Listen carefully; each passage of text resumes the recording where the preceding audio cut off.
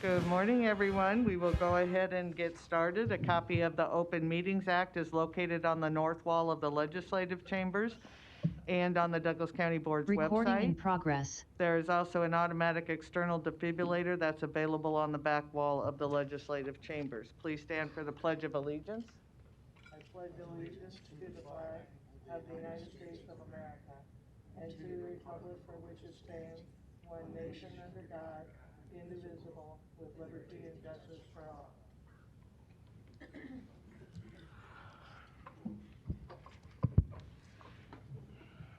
We will begin with the agenda for the Douglas County Board of Equalization. Roll call, please. Commissioner Boyle? Here. Commissioner Kavanaugh? Here. Commissioner Friend? Here. Commissioner Garcia? Here. Commissioner Morgan? Here. Commissioner Rogers? Here. Madam Chair. Present. Item A, approval of the minutes of the Board of Equalization meeting held Tuesday, December 14, 2021. And item B, call for a meeting and set Tuesday, January 11th, 2022 as a date for hearing on certified assessment corrections reflecting the addition of omitted property to the tax rolls or increased value on property. Is there a motion to approve A and B? So moved. Motion by Commissioner Morgan, second by Commissioner Rogers. Any questions or comments? Please vote.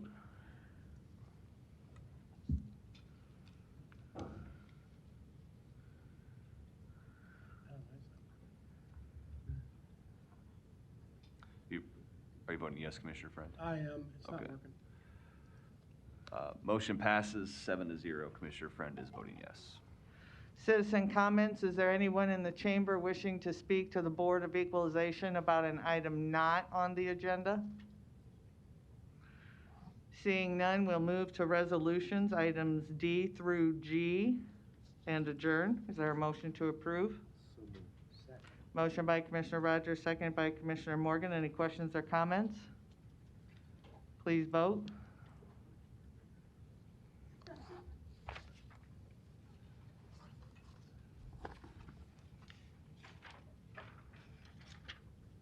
Dan, I vote yes. Okay.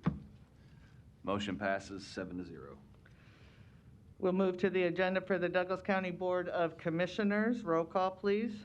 Commissioner Boyle? Here. Commissioner Kavanaugh? Here. Commissioner Friend? Here. Commissioner Garcia? Here. Commissioner Morgan? Here. Commissioner Rogers? Here. Madam Chair. Present.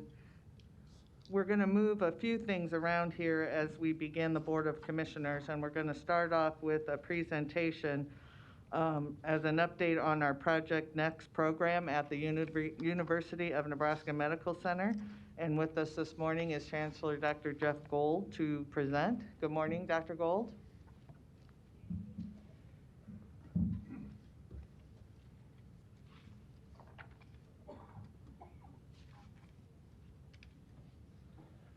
Well, good morning, ladies and gentlemen, and thank you very much for the opportunity to join with you today. My name is Dr. Jeff Gold, and I serve as the Chancellor of the University of Nebraska Medical Center and also as the Executive Vice President and Provost of the University of Nebraska System. It's my great pleasure to be with you today. I want to start off by thanking you for this opportunity to provide an update on Project Next. The hard copy of this material and the electronic material has been provided to you previously. So I will go through this rather quickly, and hopefully you'll have some questions and an opportunity for discussion. Dr. Gold, can you move the microphones just a little bit closer to? There Is we this go. better? Or maybe take your mask off while you're presenting. We can't hear you very well. I'll do my best. There you Is go. this That's better? Yep.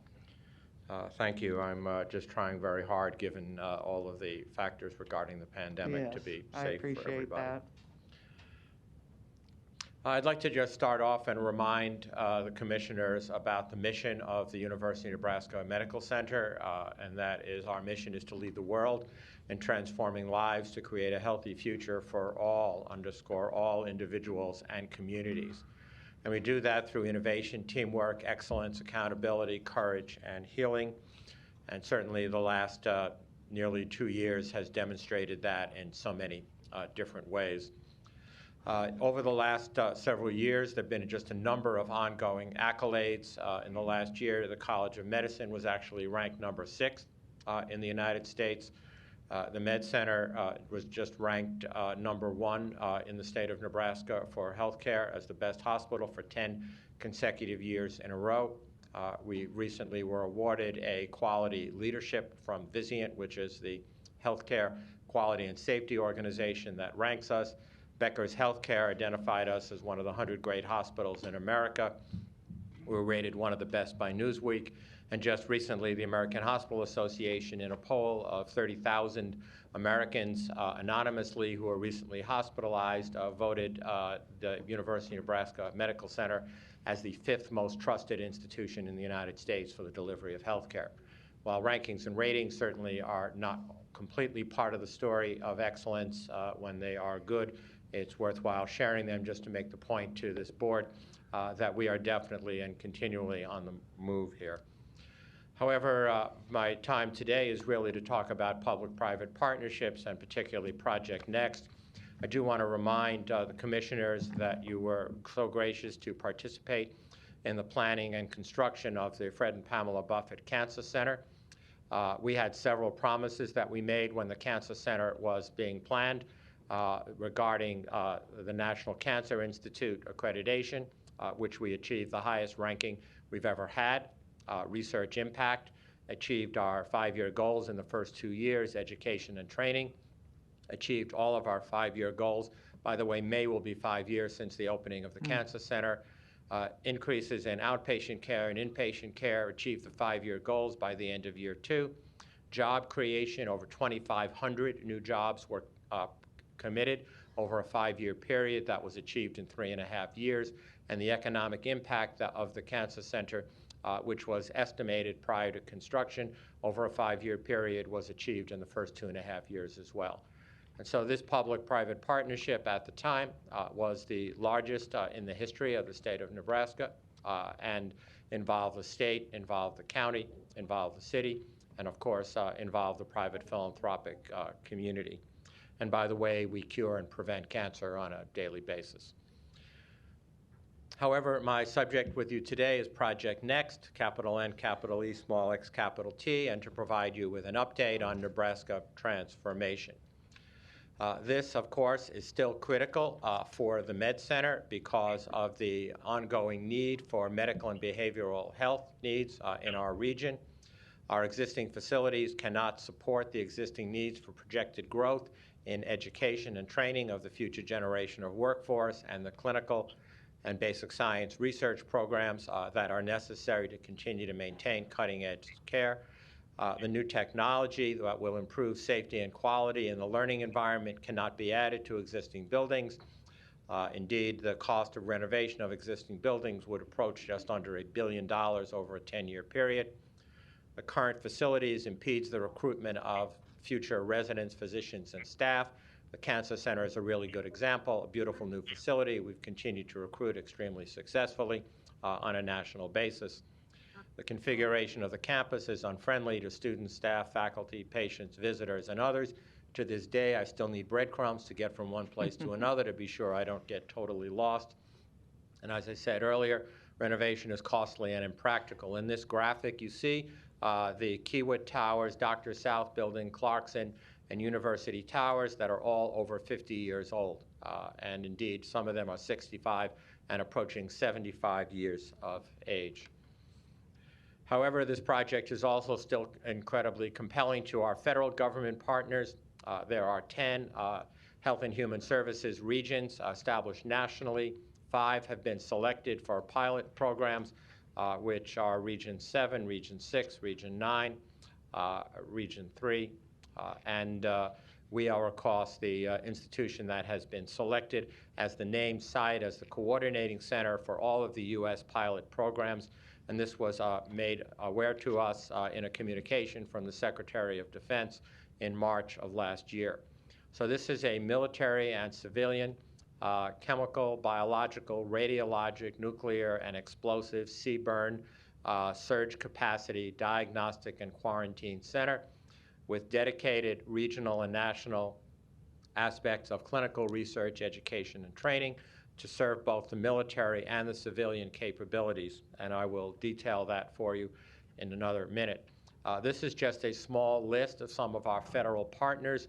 The predominant ones are the Department of Defense, the Department of State, Homeland Security, Health and Human Services, and the Veterans Administration. Indeed, just by mention, the Veterans Administration facility, inpatient facility, is also aging significantly, and they're looking for a new location, and sharing a location with Project Next seems to be extremely attractive at this point as they continue to explore this, not just at the local level, but at the VISN level and on the national level as well. Again, highly interested in public-private partnerships. A lot of work with the Centers for Disease Control, with the Assistant Secretary for Preparedness and Response, a tremendous amount of work with the Joint Staff and the Defense Health Agency as well. As I have shared with you previously, and this is slightly updated, estimating where we'd be at the time of completion of this project, should it go forward on the timescale we're anticipating. We have had 21 years of continued increased enrollment at the Med Center, and we have gone over the last 10 years from about 3,200 to 4,200 students. We think we will go to 4,800. Residents and fellows will go up. Research funding will go up another $100 million over the last 10 years. We've gone from 75 to $238 million of extramural research funding, as will our core labs, et cetera.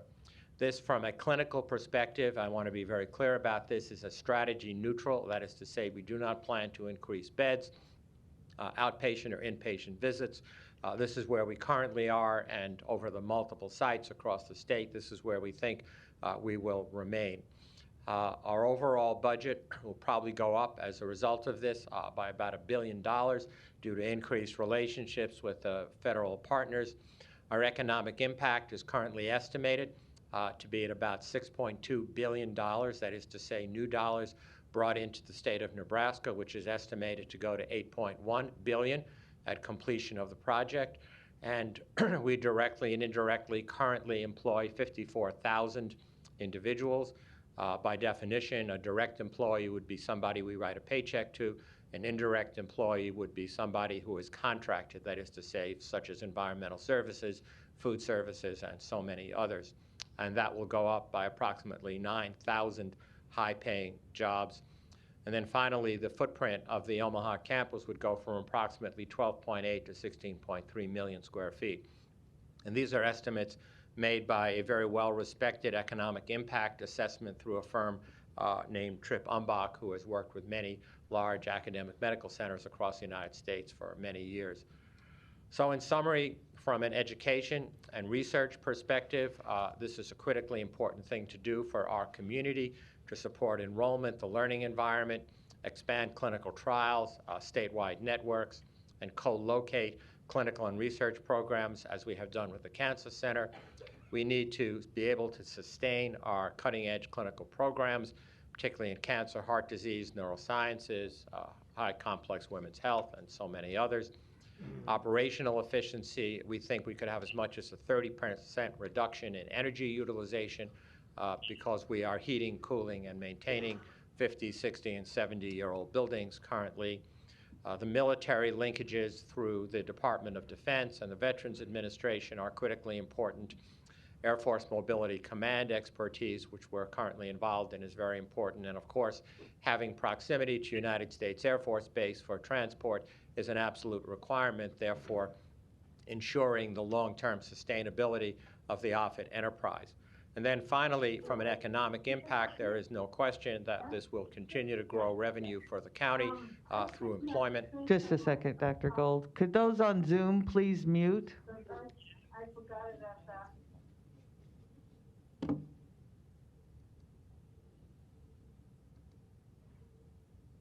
Thank you. Sorry about that. Go ahead. No problem. Thank you very much. Just briefly, in terms of the non-financial aspects of this, which is the facility planning, the site for this has been identified. We are about to issue an RFP for demolition of the former Monroe-Meyer facilities on the corner of Farnham and Saddle Creek. It's approximately a 7.7-acre site, which immediately adjoins just north of the Fred and Pamela Buffett Cancer Center. So we are in the site concept and design stage right now, conceptualizing what is called the Innovation Design Unit, which will be a test site for various changes in inpatient care, including a fully operational and staffed unit, which will sit within University Tower on a much smaller scale to allow us to test and plan for what this 2.5 million square foot facility will actually look like. From a capital funding structure, the current estimates, if the current plan were to go forward at its full level, would consist of participation from multiple different areas. The current ask before the federal government over a 5-year period beginning in 2023 is at $1.65 billion. We are currently recently passed LB 1107 from the state, which is a commitment for $300 million. You may know that the City Council unanimously passed an interlocal agreement several weeks ago for $93 million over a 10-year period. The participation by the county is obviously why I'm here today. The private sector goal is at approximately $700 million, of which $438 million has been papered by this point, and multiple ongoing conversations are actively underway. And then there are multiple corporate RFIs and RFPs that are out. So by example, we will need a new high-security, energy-efficient power plant. We have no desire to own or operate that power plant, so we are looking at multiple outside organizations who build, own, and operate power plants, which would be, just the power plant alone is probably somewhere between $300 and $400 million of work that would be necessary to accomplish this. So what I thought I would do is just give you an update as to where we are in these various funding streams. As far as the federal government is concerned, we are actively engaged with the Department of Defense, the Department of Health and Human Services, the Department of Homeland Security, and the Department of Veterans Affairs. And you can see this process goes through the congressional and the agency and departmental levels of authorization, which comes from the United States Congress, requirements, which come from the department or the agency, and then appropriation. The Department of Defense is probably the most advanced in that the requirements have been finalized, and we're at the very early stages of planning for appropriation. There is language in the current federal budget for early planning dollars. However, as I'm sure you are well aware, to this date, a federal budget has not been passed by the United States Congress or signed by the President. We are still living in a continuing resolution till at least February. On the civilian side, which is the predominantly Health and Human Services, ASPR, and what's called the HPP, the Hospital Preparedness Program, we're at the early stages of requirements development, and that is an ongoing conversation with HHS. And again, within the Department of Veterans Affairs, we've gotten quite advanced in terms of thinking with our local Veterans Administration leadership and with the VISN. We are now at the stage of talking about the federal requirements, which will then lead to, hopefully, appropriation. That's, by the way, about a $100 million project, portion of it. This is language from the NDAA, the National Defense Authorization Act, and I can give you the whole act. It's about 2,200 pages long. However, this particular paragraph seems to be the functional part to me. The committee, that is the HASC and the SASC, the Armed Services Committees, urge the Secretary of Defense to include sufficient funding in the Department's fiscal year 2023 budget request necessary to execute a full-scale operational public-private partnership prototype of an all-hazards medical surge capability, and to report back to the House and to the Senate Armed Services Committee not later than March 2022 to include, and they go through a long list of what has to be included in this. This is passed into law at this time. So again, another major step forward of many steps. Just to also give you an idea of where we are with the state, we have completed the authorization and requirements process, and we're at the early stages pending appropriation. From the city perspective, as I said earlier, the interlocal agreement has been passed, pending appropriation to begin in 2023, as it does with the state. Philanthropically, as I said earlier, we're just over $400 million papered. Some of that has actually been letters of intent, some of them are commitments, and some of them have actually paid cash on the barrelhead. And so we are using that for planning, and we're using that for site development. It is well known, and I'm free to share this with you, that the first private philanthropic investment was that of the Walter and Suzanne Scott Foundation for $125 million over a 5-year period beginning in 2023. And then, as I said earlier, for the corporate world, there are any number of RFIs and RFPs for everything from site development, architecture and engineering, planning, power plants, utilities, and other such things. And so my goal here today is just to provide the commissioners with an update, to, of course, encourage you to discuss the possibility of participating in this project, possibly partnering with us on some of the healthcare needs of our community, if that would make sense, as the VA, the federal government, the state, and others have done. and I look forward to your questions. This is an architectural rendering. I guarantee you it won't look exactly like this, but this is the corner to your left of, I don't know if this works, but to your left, you're looking at Farnham, the corner of Farnham and Saddle Creek. So in the distance, you're looking at the Fred and Pamela Buffett Cancer Center. To my right, you're looking at the Durham Research Towers. And to your left, you're looking at a multi-layer shared facility with a bed tower, an inpatient facility, perhaps one for the VA, perhaps one for neurosciences, perhaps additional space for the Cancer Center, which is completely out of space, et cetera, et cetera. This, again, is just simply an architect's rendering, which has been quite useful in at least sharing the concepts. So I close by simply saying that this is not about bricks and mortar. This is about how we build a transformational model for the future of health and the future of caring for our community. So with that, I'm complete and be very pleased to answer any questions that you may have. I hope I stayed within a No, you did great, Dr. timeline. Gold. Commissioner Kavanaugh? Thank you. Thank you for this, Doctor. And I'm happy to say that UNMC is now coming into my district on the county board. We just approved new maps, so very pleased to represent the UNMC campus. You're a great asset to our community and to our state. You're aware of the ARPA funding cycle that we're in right now, and we've been holding hearings on a lot of healthcare needs in our community.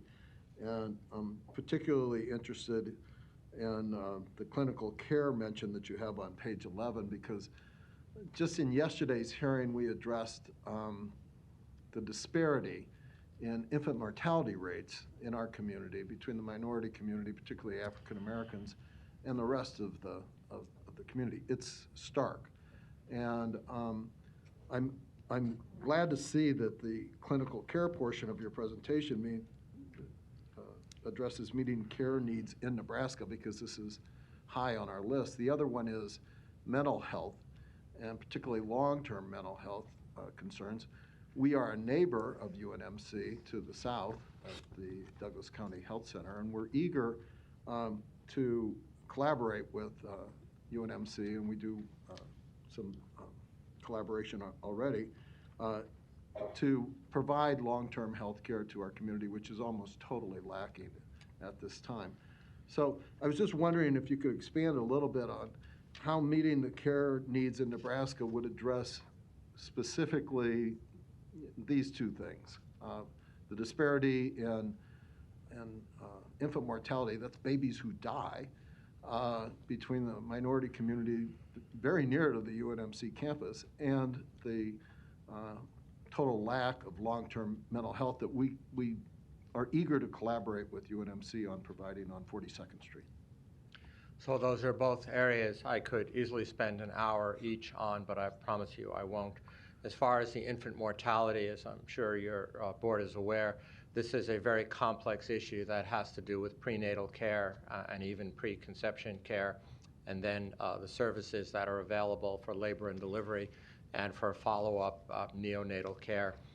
The Med Center offers comprehensive services in this entire spectrum and actually handles some of the most complex, high-risk maternal fetal medicine needs of the community. Indeed, since the St. Joe's closed several years ago, we have dealt with the majority of the high-risk obstetrics and perinatal care for the North O, South O communities, and indeed almost everything east of 72nd Street.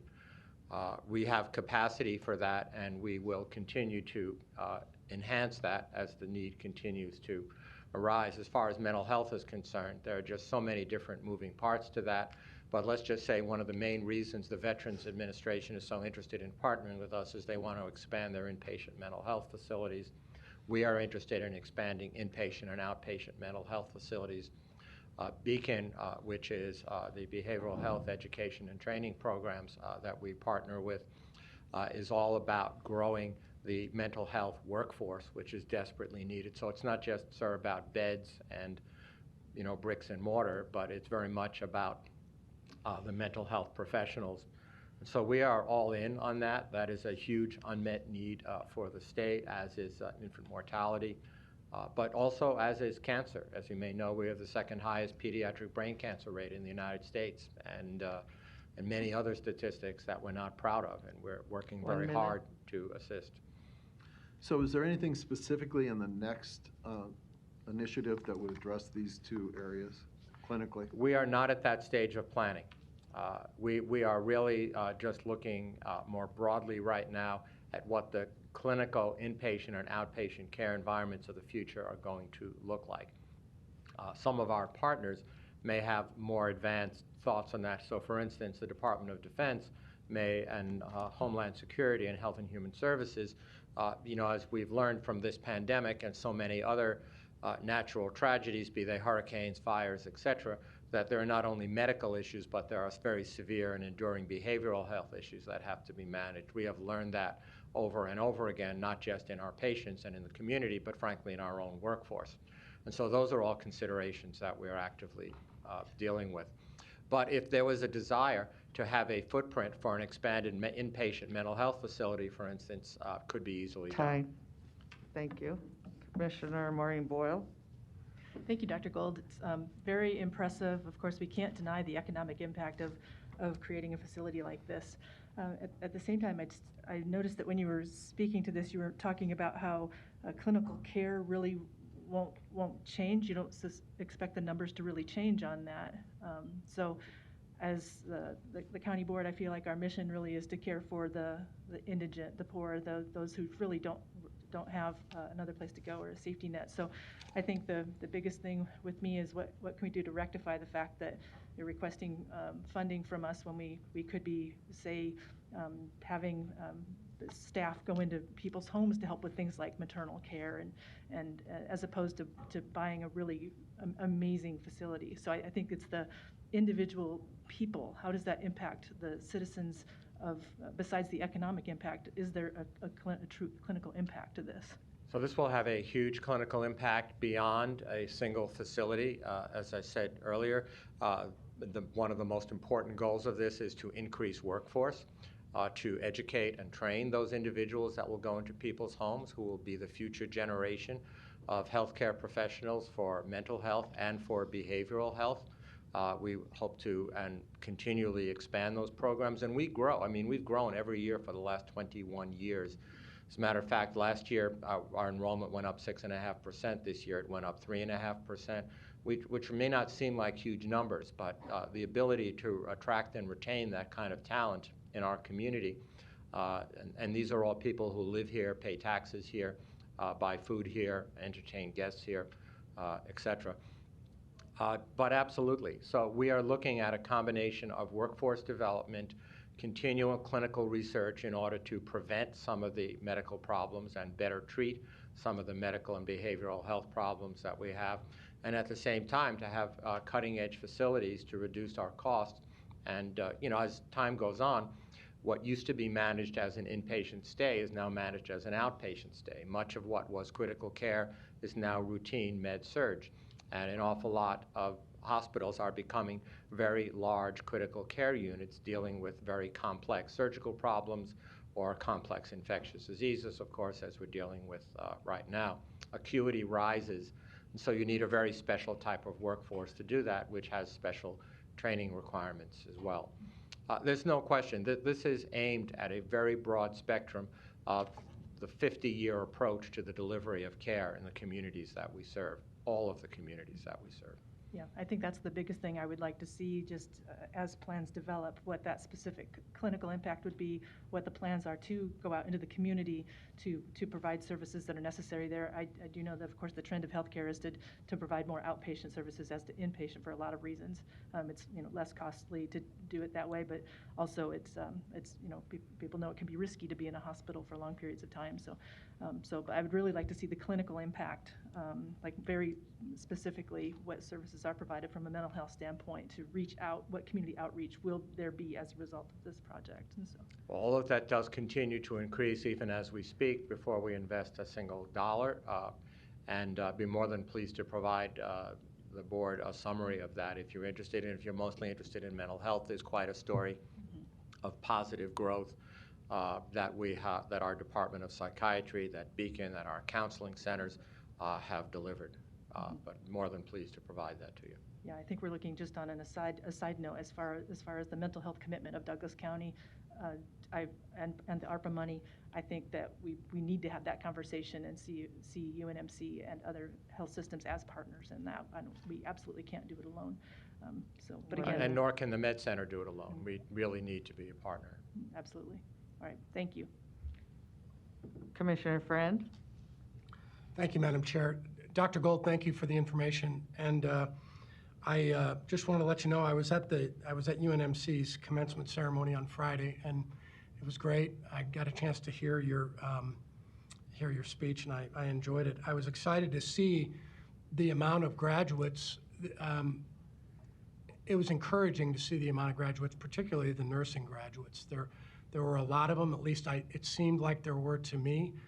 And one of the things that concerns me, and I can't speak for the rest of the commissioners, but we run a health center here in Douglas County, and the nursing shortage nationwide concerns me. I'm asking you to opine on something, if you wouldn't mind. I know you don't have a crystal ball.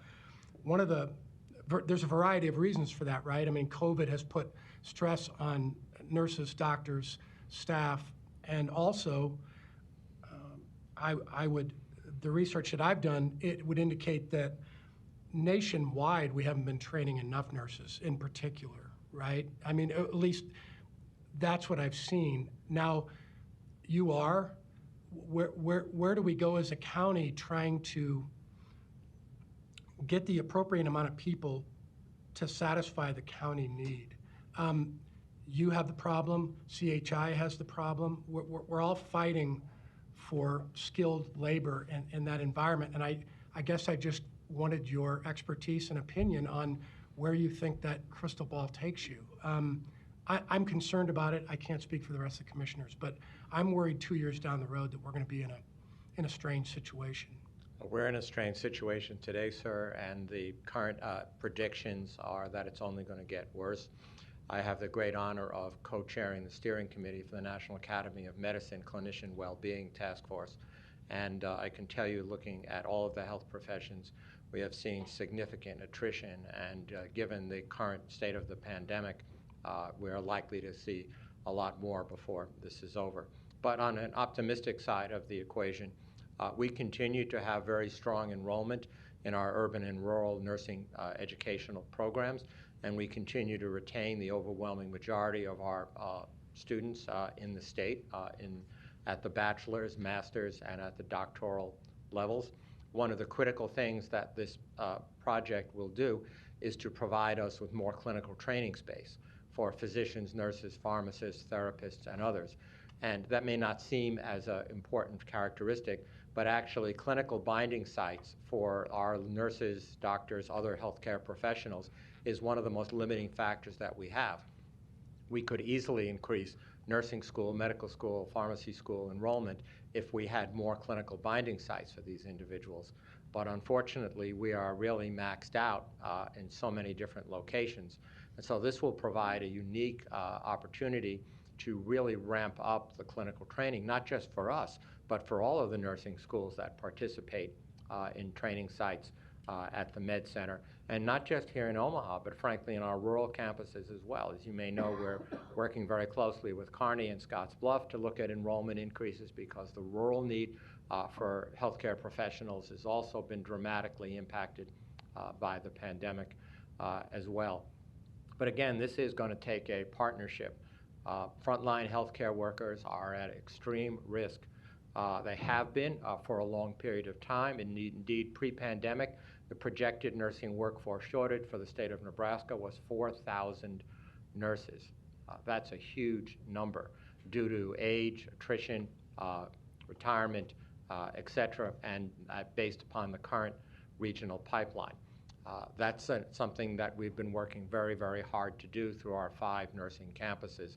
This project, Project Next, will allow us to exponentially increase that training. Thank you, Doctor. Commissioner Garcia? Good morning, Dr. Gold. Thank you Morning. for being here and presenting today. I just wanted to briefly echo a bit of what Commissioner Boyle was saying in regards to the potential partnership and kind of the pitch for funds to UNMC in the future for this project from the county. I would love for us to also specify a little more in detail how we could partner to address items of interest that we both have on both ends, specifically in the area of mental health. So what would entice the pitch, at least for me, would be to, today we learned in more detail what you're looking to do with your project. If the UNMC side, as a public partner of ours, could also learn in detail what are our needs on the mental health side, and then really specify how we can collaborate as two public partners with limited resources to address some of the needs that are of mutual interest. That would really kind of make the pitch more, like I said, enticing, but also make more sense rationally to me, as knowing that our budget is quite limited as cost of living increases every year, and we have a certain set budget. And so I just wanted to briefly echo that, but also thank you for coming to talk to us directly today, as these conversations definitely need to happen. So thank you. Well, appreciate it, sir, and it's a pleasure to meet you, by the way. The opportunity to do that is wide open. The conversations we are having with the Department of Defense and Homeland Security and others are literally getting down to how many beds, how many operating rooms, how many cath labs, endo suites, labor and delivery units, exactly how much air handling is going to need to be in place to, think of this like a giant biocontainment unit in that sense. And so this would be a perfect time to begin that kind of conversation. We're having exactly similar conversations with the Veterans Administration, and we're actually working with some of the local mental health providers, talking about what we might be able to do with a transitional unit, as well as other opportunities to increase resources for mental health, mostly, frankly, to keep people out of inpatient facilities and to keep people out of the largest mental health facility in the state, which of course is our correction system, which that's not a good place to deliver mental health services. Yep, that's exactly where we're at with our conversation and some of the needs we're trying to address. So. Sure. So we have a whole team of people, as you might imagine, sir, that would be, myself included, that would be welcome that kind of conversation. And however it would be best to have it, just let me know. It's good to know. Thank you. Commissioner Morgan?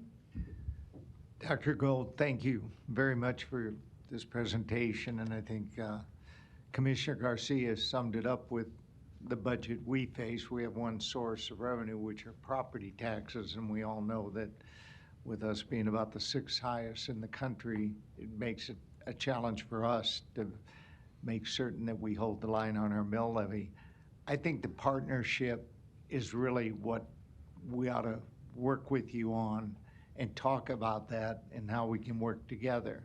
And our chairperson, maybe there's 2 or 3 of us that could participate in some of those discussions, as Commissioner Garcia said, and I know Commissioner Borges, our chairperson, is made this really a priority, and so have, I think I can speak for all of us, the mental health is a big priority of this county board. And I think a partnership is what we need to be involved in for certain, or at least be involved in some discussions about that. And that's where I'd like to see us go. And if we can do something like that, I think that's beneficial to all of us. So. Well, thank you for that, sir. We are very open to these partnerships. Indeed, the whole premise of this project is partnership with our federal departments and agencies, with our state departments and agencies, and of course with the city and the county. And so we look forward to those discussions, Commissioner, and just tell me when and where, and we'll be there.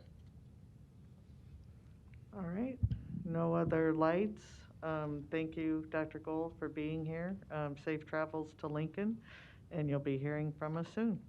Thank you very much, and happy holidays to you. Be safe. You too. With that, we are going to move up to the recognition and proclamations. I see many people in our audience today, and I think they're here for the wonderful Mr. Larry Miller. And we do.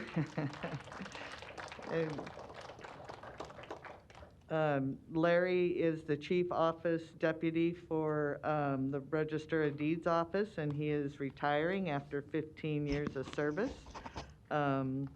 And with us today is Register of Deed Assessor Diane Badiato and, of course, Mr. Larry Miller. Well, thank you, Board, for acknowledging Larry for his 15 years of service. And you'll see there are quite a few of our staff all over because we all love and are going to very well miss Larry. Myself, immensely.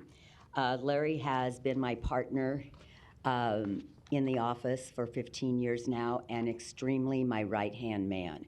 An elected official or a manager who is lucky enough to have a very astute and professional partner in running an office is very, very lucky and sometimes very rare.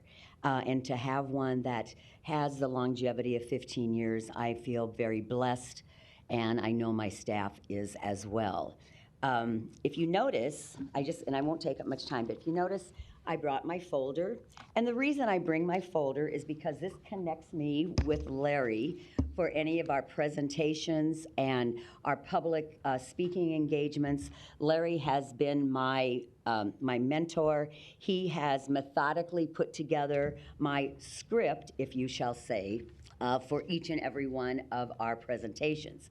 Not this one. But anyway, just as methodically as he presents me with this when we go out into the public or to different events, I just as methodically toss it to the side in about the first paragraph of his script. I always keep it in front of me, and we always laugh afterwards is because I'll say, "So how did I do, Larry?" And he will say, "Well, had you followed the script, it would have been perfect. But when you improvise with your Dianisms, it's just as perfect, just not how I've written it." So I just always chuckle because he has kept our office, he has kept me level. We very much complement each other in our personalities. I'm the crazy Italian, I guess if you would call that, with my ideas and my emotions. And he's always been the one to bring me in off the ledge if I've ever needed to be brought in off the ledge. Very professional, very calm. He's done a lot on the personnel level in my office. And like I said, we've really complemented each other. It's going to be very difficult to not have him to be my go-to person. Anyone in the building, you all have known Larry. He is our man of the day, man of the hour, man of the 15 years, esquire in his attire. We should all take huge, huge note in just what a true professional and gentleman dresses like. So everybody who knows that, and he's just been an all-around asset to all of us. If there's many words that describe Larry, but I will say before we give them this honor of emotionally telling him goodbye, he's here till next Monday, actually. But if there's many, many words that describe Larry Miller, the top two that come to mind is he is a gentleman and a scholar. And he bodes well with both of those very, very endearing words. So Larry, congratulations on your retirement. You know you're not going to be completely rid of me, and you can't change your phone number. So I want to very well acknowledge Larry Miller as a wonderful participant for Douglas County and personally for myself. Thank you. Thank you, Diane. Larry, if you would rise and come to the podium, I'd like to read the resolution that we are presenting you today. Whereas Douglas County, Nebraska recognizes that its employees are the county's most important asset and resource for providing quality service to the citizens of Douglas County. And whereas on December 22nd, 2006, Lawrence Miller was hired as Chief Office Deputy in the Douglas County Register of Deeds office. And whereas on January 8th, 2015, Lawrence Miller continued on the responsibility of Chief Office Deputy when the two separate offices, Douglas County Register of Deeds and Douglas County Assessors, merged as one. Now the Douglas County Assessor Register of Deeds office, and whereas Lawrence Miller always performed his duties with the intention of doing what was best for both the operations of Douglas County government and the citizens of Douglas County. And whereas Lawrence Miller faithfully and with honor, integrity, and great distinction served as Chief Deputy, Office Deputy for 15 years. And whereas the county wishes to recognize Lawrence Miller of the Douglas County Assessor Register of Deeds office on his retirement and his dedicated service of 15 years to Douglas County, Nebraska. Now therefore be it resolved by this Board of County Commissioners, Douglas County, Nebraska, that the county recognizes Lawrence Miller for his dedicated service to the citizens of Douglas County and thankfully presents this resolution as testimony thereof, dated this 21st day of December, 2021. And with that, I would ask for a motion to approve. So moved, sir. Motion by Commissioner Morgan, seconded by Commissioner Rogers. Please vote.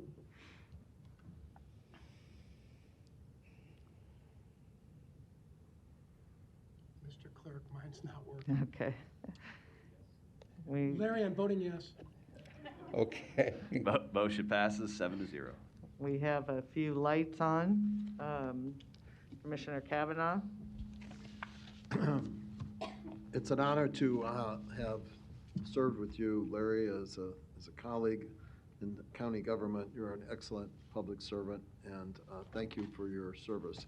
You're also a good friend, and I'm going to miss seeing you. I'm also going to miss seeing probably the best shoe collection in Douglas County government. I don't think that's a close one. I think you'll carry that honor down through history. Thanks for everything that you've contributed. You were there at a pivotal time in the consolidation of the Register of Deeds assessors' offices, and your professionalism and attention to detail has not gone unnoticed by anybody who dealt with you. I've always remarked on the high level of service that you give to the people of Douglas County. Every interaction I've ever had with you has been just the best. And so thank you for everything, and enjoy your deserved retirement. Merry Christmas and Happy New Year. Thank you, Commissioner. Commissioner Friend. Yeah, thank you, Madam Chair. Larry, I think I met you once. We haven't gotten a chance to know each other, but I'm just wondering, do you sing and play guitar? Because you have groupies here. You can make some money. Larry, thanks for your service. Really appreciate it. Thank you. Have a good one. I will. Commissioner Rogers. Thank you, Madam Chair.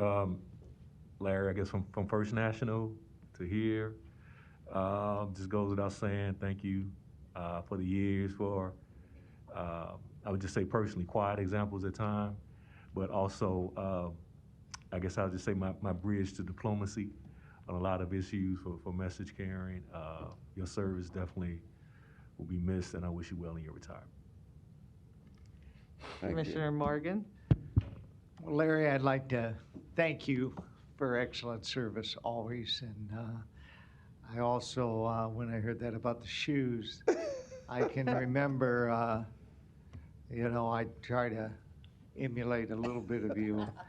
I know you complimented me on a pair of shoes some years ago at this county board, and you may recall that. I do. And I guess you told me I had okay shoes. So I appreciate that nice compliment that you gave me, and you're very observant. You take care. Thank you.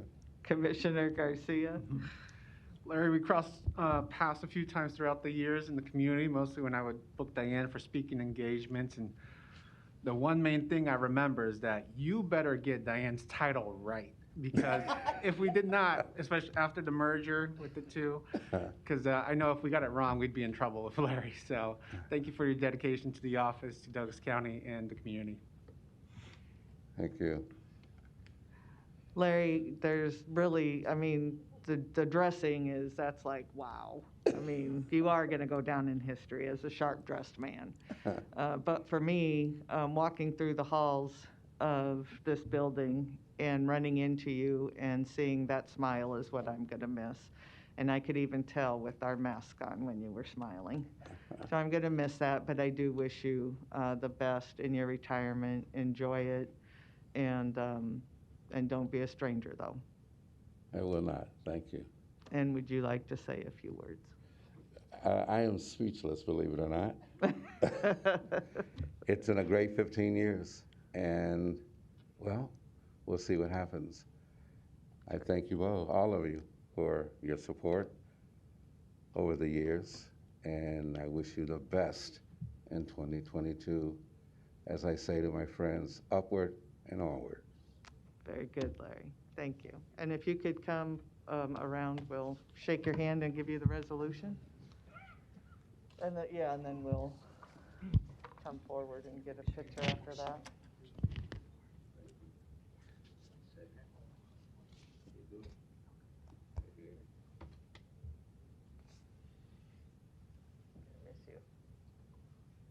Thanks, Larry.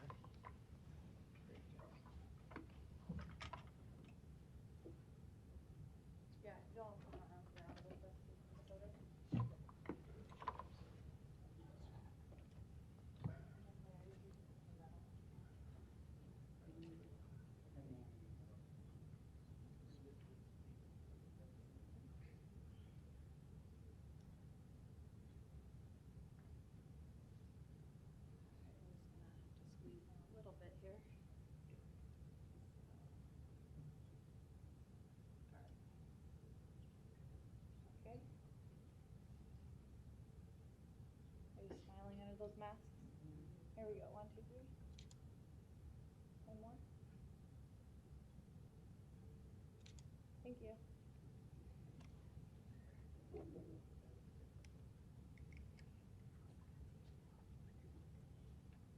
If I could just close one more second before we leave the building, basically, is the proof of the pudding with Larry's connection with his staff is all the people that are here today with our wonderful team. Not everybody was able to come up to the LC level today because we do have some business to still do. But anyway, Larry, you reap what you sow, and look what you've sown with both of our offices. We are so very fortunate.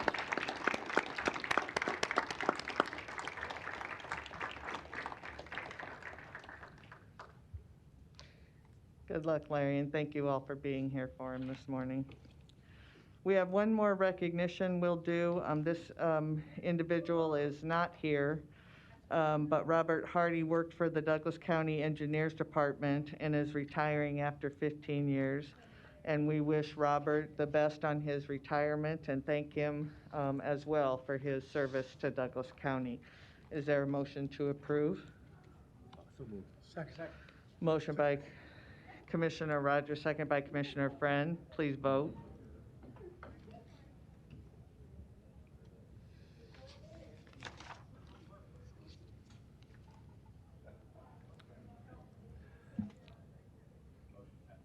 Motion passes 7-0. We'll go back now to the beginning of the agenda. Item A, approval of the minutes of the Board of Commissioners meeting held Tuesday, December 14, 2021. The minutes from our pre-board meeting of Monday, December 13, 2021 are also available on the website. Item B, approval of the claims submitted for payment process through Tuesday, December 21st, 2021, and also approval of a resolution authorizing the clerk comptroller to make certain payments while the board is adjourned, si and die. Is there a motion to approve A, B, and C? Motion by Commissioner Morgan, seconded by Commissioner Rogers. Any questions or comments? Please vote.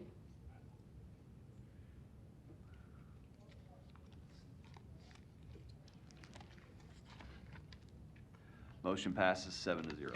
Next is our consent agenda, items A through O. Is there a motion to approve the consent agenda? Any questions or comments? Please vote.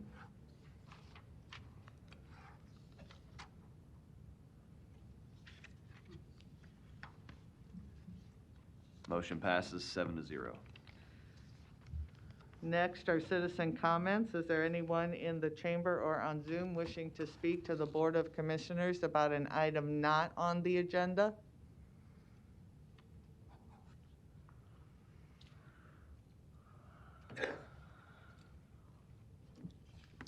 Good morning, Larry. Morning. Larry Store, 5015 Lafayette Avenue, Omaha, 68132. Today I want to point out, particularly at Christmas time, that there are people in our country that are well-known conservatives. They're not only educators and professors, but talk show hosts and extremely well-known authors of bestseller books on the topic. One of those is Mark Levin, and his current book is about American Marxism, which is not discussed in this country or in this city. And I think the River City ought to be where it is, because we are cloaked in a modern version of Marxism in many things that we hear around here. I won't take the time to read very much, but as he states in the book, it is a pervasive thing. It's often cloaked in terms such as democratic socialism, social justice, or whatever. And the BLM movement, regardless of what professors say, and did say last week, there is a truth to that being part of the Marxist, new Marxist theology, which is really still old. It's the same old thing. Basically, destroy American culture. We do not need to permit any such thing in this country. We are a republic, and the greatest country known. Thank you. Thank you. Before we do the other presentation, is Mr. Vollmer in the audience? Okay, we're going to do the public hearing here. And this public hearing is for a liquor license for Jeff Vollmer, DBA Bennington Farms at 16102 Highway 36, Bennington 68007. And the manager application for Jeff Vollmer of 14202 Pawnee Road, Bennington, Nebraska. Good morning. Morning. We're here for, this is the public hearing. Would you like to say a few words about your application? Yeah, we purchased Bennington Farms earlier this year, and it's a Christmas tree farm, and we've remodeled the sales barn, and we'd like to do little venues, small weddings, graduation parties, and stuff like that. So we'd like to rent it out. Also during the seasonal time of the Christmas trees, that's why we'd like to be able to have the liquor license. There was an issue that was brought to our attention that the requirement by the county board to have notice to citizens 500 feet in radius. Okay. Did you find out if that was done, or are there no residents within that? There is no residents. That's what we wondered. Yep. Okay. Yep. Okay. Anyone else wishing to speak during this public hearing? Seeing none, I will close the public hearing. What's the will of the board? Second. Motion by Commissioner Rogers, second by Commissioner Friend. Please vote.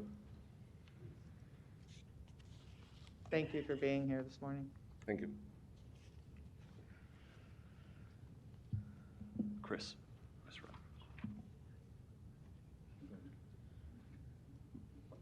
Motion passes 7-0. We'll now go back to our presentations, the COVID-19 update and COVID-19 vaccination plan update presented by Dr. Lindsay Hughes. Good morning.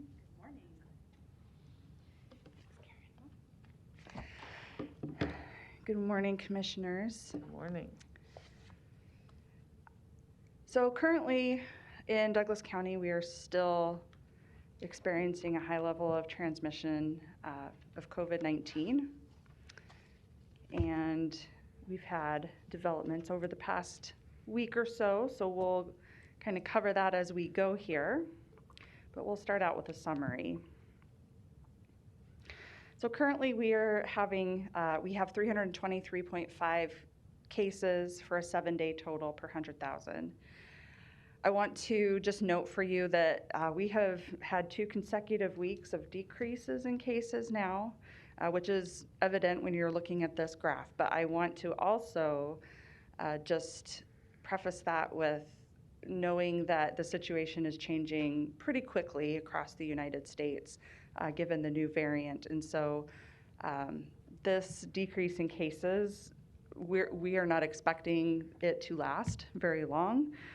Just knowing that the situation, that's occurring globally doesn't necessarily support that, but we are going to take what we can when we can. So we're glad to have at least a couple of weeks of decrease there. We do continue to remain in that high transmission category, which is that red category. And let's do test positivity instead here. So test positivity did drop slightly last week, although the number of tests actually done went up. So we know that test positivity also did drop just a little bit. I wouldn't call this a significant drop. We were around 12.5 the week before last, and then that dropped to 10.4. So we know that what we have seen is a true decrease. But again, with Omicron, which has not arrived here in Douglas County yet, that we have proven, it probably is somewhere in our community. We just haven't sequenced enough tests maybe to catch that. I would think, and especially given the amount of time people will be spending indoors and in gatherings over the next couple of weeks, that this will probably start to go back up. Cases in our community continue to be in certain age groups more so than others. If I can, here we go. All right, so this is looking at the past month or so, with the last ending 12/11. You can see where the largest groups of cases are occurring really in those young adult categories, and then of course in our pediatric populations as well. So we do continue to see that we're having more cases in those young adult groups. And we're not 100% sure what drives that. There are probably multiple factors that are driving that. So we will continue to encourage people to get their vaccine, to get their boosters, and to wear masks, social distance, and do all of those things that we know have worked in the past. We do continue to see some clusters and outbreaks that occur in our schools, and we are working with each of those schools to identify ways that we can best contain that, depending on what the school's policies are. I'm going to move this here. All right, so I don't think that we've had any huge changes in terms of where we're seeing the virus. So this was last week through Saturday of last week. So you can see kind of in those same areas where we've seen high transmission previously, although just a little bit more we've seen kind of across the southern end of Douglas County. We added 15 deaths last week, I believe. I'm sorry, 11 deaths last week. 6 of those were unvaccinated. Those that were vaccinated were all over the age of 75 and had other conditions that may have predisposed them to severe illness. So we are continuing to see and add those deaths each week. The ones who are unvaccinated and pass are tending to be in the younger group. typically below 75 years of age, even younger than that, 65 years of age, which is, of course, very concerning to us. Our hospitalizations continue to be very high. Currently, today, I think the report was 85% for total capacity. However, ICUs are at 93% capacity, which is very troubling. You can assume that that just means they're full. It's very difficult also knowing that the staff that are taking care of those patients are taking care of more patients than they normally would. So just talking about that capacity doesn't necessarily tell the whole picture of what's happening there, and I think it's really important for us to keep that in mind. Our ventilator usage did drop just a little bit over the past couple of weeks, so that's good. However, you know, as we see that lag with hospitalizations that occurs in the spike that we've currently been experiencing, that potentially could go up again as well. There have been a lot of discussions in the community about hospitals over the past week or two. I myself had the opportunity to meet with hospital leadership within Douglas County to discuss the capacity issues. It is not looking good. If anyone has been on the press conferences that have been held between DHHS and the local area hospitals, you can hear and see the frustration and the exhaustion in the faces of those people who are in those hospital situations trying to scramble to keep care moving for the community. It's a pretty dire situation.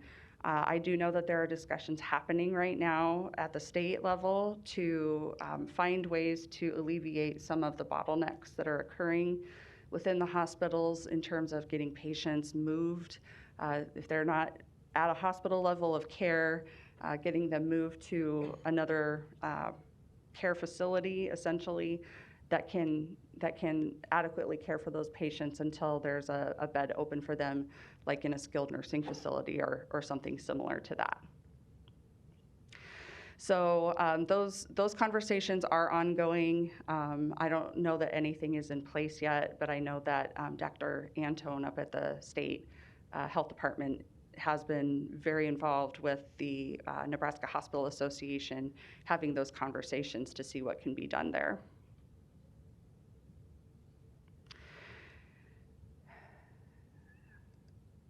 Breakthrough cases continue to increase slightly over time. Again, this is the percentage of people who have been fully vaccinated who then go on to develop a COVID-19 infection that is verified through a test. So we're currently at 2.6%. As we work on getting people boosted, that number hopefully is going to level off or decrease. Currently, we're only at about 37.5% of our community with either a third dose or a booster. You know, working on getting people in for those boosters remains an important task for us. And the death rate for those who have been vaccinated has increased just slightly. It was 0.01 for a very long time, and it did increase to 0.02, which is still extremely low, and still does point to really that our vaccinations are working quite well to prevent those very severe cases and deaths in many, many cases. Our vaccination efforts are ongoing, and right now we are very busy, which is really great. We love seeing all of the people coming out to get these vaccines. So currently we're sitting at 67% out of all of our residents having had at least one dose, which is some good progress. We are at 72.3% of the eligible population having one dose. So again, making some good progress there. Fully vaccinated for all Douglas County residents is 62.6%. And for eligible is 67.6. So we continue to work on that and keep pushing that up as much as we possibly can. For our adolescents, We have 68.3 with at least one dose, and 61.8 are fully vaccinated. And then for our 5 to 11-year-olds, since this is our newest effort, I wanted to make sure that you got to see this. So we're about a month out from the approval on that. 18.3% are now fully vaccinated, 28.5% with at least one dose. And of course, you're going to just see that fully vaccinated go up and up as those kiddos that have just become eligible to get that first dose are now eligible for their second. So that number should be increasing significantly over the coming weeks. Just to give you kind of an idea of where higher vaccination rates are, here's the map. So this has not changed significantly in the past weeks. So we continue to see our highest levels of vaccination in that Elkhorn and Bennington corridor, and our lowest rates the further east you go. So we are continuing all of those efforts that we talk about every single week in terms of meeting with our partners in both North Omaha and South Omaha to really find ways to make the vaccine accessible, and also to educate people on the safety and the efficacy of the vaccine so that they will feel comfortable getting the vaccine. And we are seeing people who are coming in for their first doses. So we continue to see adults who are coming in to get their vaccine for the first time. So while the effort is slow, we know that we are reaching people. We have people who are making it kind of a family thing, and the parents are getting their first vaccines when their kids are getting vaccinated, and we're just continuing to offer it and get it out to the public as much as possible. They're also working on the clinical trials for the 0 to 5-year-old, or 0 to 4-year-old population. They did have a little bit of a setback with that, not in safety. They found actually that the vaccine is very safe for those kiddos, but they need to work with the dosage to get the dosage correct for those little ones. So we're hoping to see vaccine become available for that age group sometime after the first of the year. It sounds like they're probably going to split that into maybe 2 to 4 and 0 to 2, or I should say 6 months to 2. Typically, below 6 months, we're not giving much vaccine of any kind, just a few things. So those efforts are ongoing, and we will, of course, when that becomes available for that age group, we will make sure that it's available to the public. We anticipate that pediatricians' offices will probably get requests most frequently, just due to the young age of those patients. It is a little bit of a challenge for us in terms of providing the right setting for vaccine for those kids, just because there tends to be more time that needs to go into those encounters. They can be a little tougher. We like to say screaming is contagious. So if you have a mass vax clinic with a bunch of 2-year-olds and one starts, the whole place starts. So, we have some considerations that we have to think through, but absolutely we will continue to make that available, even if people don't have a pediatrician, to the people in our community who most need that. So we're having discussions and making plans for that. There's also, hopefully at some point will be prophylactic medications forthcoming, and we're working with the state on how best to distribute those. Most likely that will be through our FQHCs, but we're still kind of waiting on all of the plans for that. So that is what we are doing currently with COVID-19 in Douglas County, and I'm happy to take any questions that any of you might have. Thank you, Dr. Hughes. Commissioner Kavanaugh? Thank you for this. Yeah, it's troubling going into the holidays.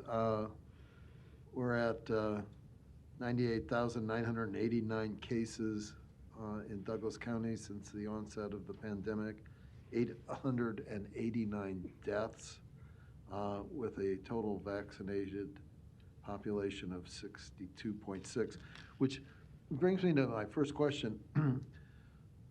The population that's vaccinated, is that the total population or the eligible population? It's the total population, right? Fully vaccinated? So on this front, so the 62.6 Right. is all Douglas County residents regardless of age. Okay, so you followed that up. I think the number was 32% of that have boosters. Is that right? We're at about 37% of those of the fully vaccinated have had either a third dose or a booster, and unfortunately, we don't have a way to separate out a third dose from a booster. We just know that people got basically a third dose, which could be either. And we will have that displayed at some point on the dashboard, I believe. We're just trying to think through the best way to add that data here. So I think you said the positivity rate had nudged down just a little bit from like 12 to like 10.8. 10.8. Yeah.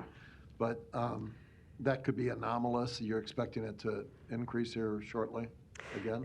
Yeah, I mean, given the amount of spread that we already have going on, the potential for Omicron to increase that, and the fact that people over the next couple of weeks are going to be more in settings where they could have transmission, so they're going to be gathering a lot more frequently.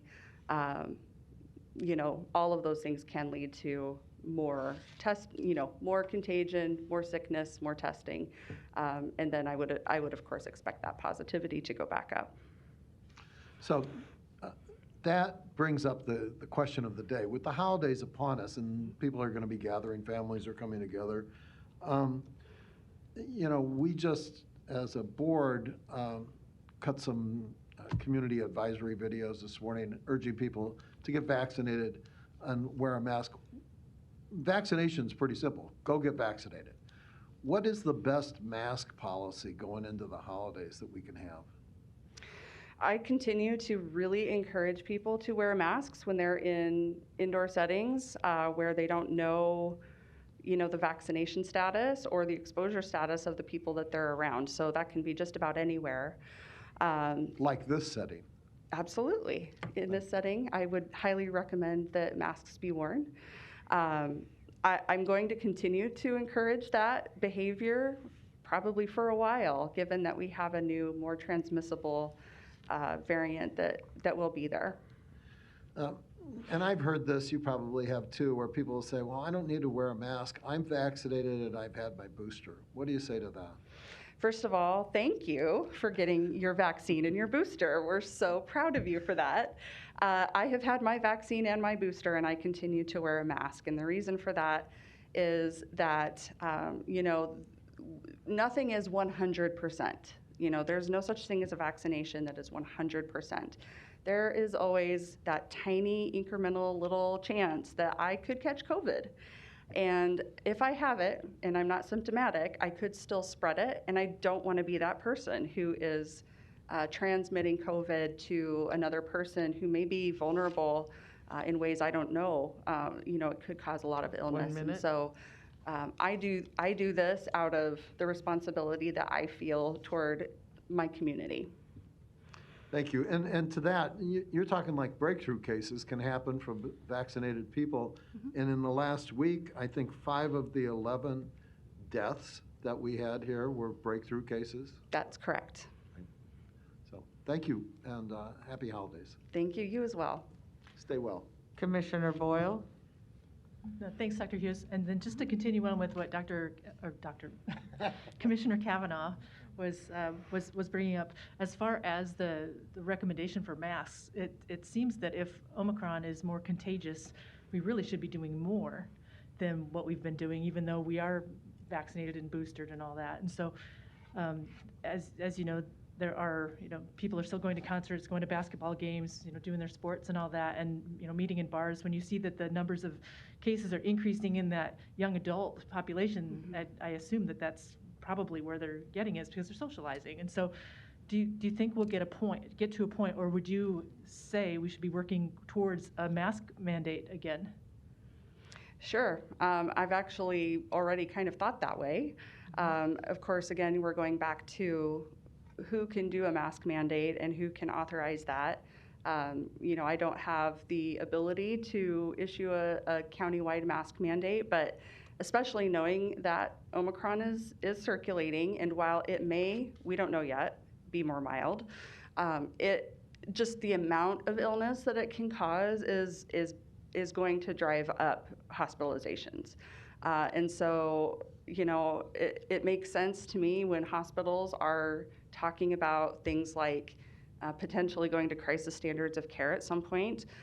It makes sense to me that we are also looking at what's happening on the community side and trying to prevent inflow to the hospitals as much as possible. So it's something that I've already thought about and have had conversations about. Unfortunately, I just don't think that there's the will there to do that at this point. I know some other cities have been successful in getting one implemented in light of Omicron, but I don't know that we're there. I see. And so I know just at the state level, it does take mostly a state will, basically, to do it.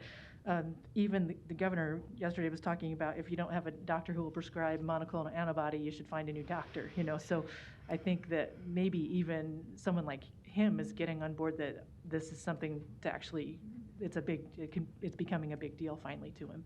And so do you see any movement on the state level? I know that there are a lot of mitigating ways to decrease hospital capacity before. It feels like, to me, mask mandate or vaccination mandate is something that's last on the state's list from that political will. But there are other things to do, like requiring all hospitals to not do elective surgeries. Have you felt or noticed any movement from a state level, since they can supply the emergency status to make that happen? What type of movement has happened there to help decrease hospital capacity? So that has been discussed, and basically the decision, at least at this time, was not to issue a DHM to stop all elective procedures, because a lot of the hospitals are doing it already on their own. As they've seen capacity grow, they've started to limit those elective procedures or procedures that are kind of on that line where, you really should have it done, but it's not an emergency to have it done. You can put it off maybe for 6 months.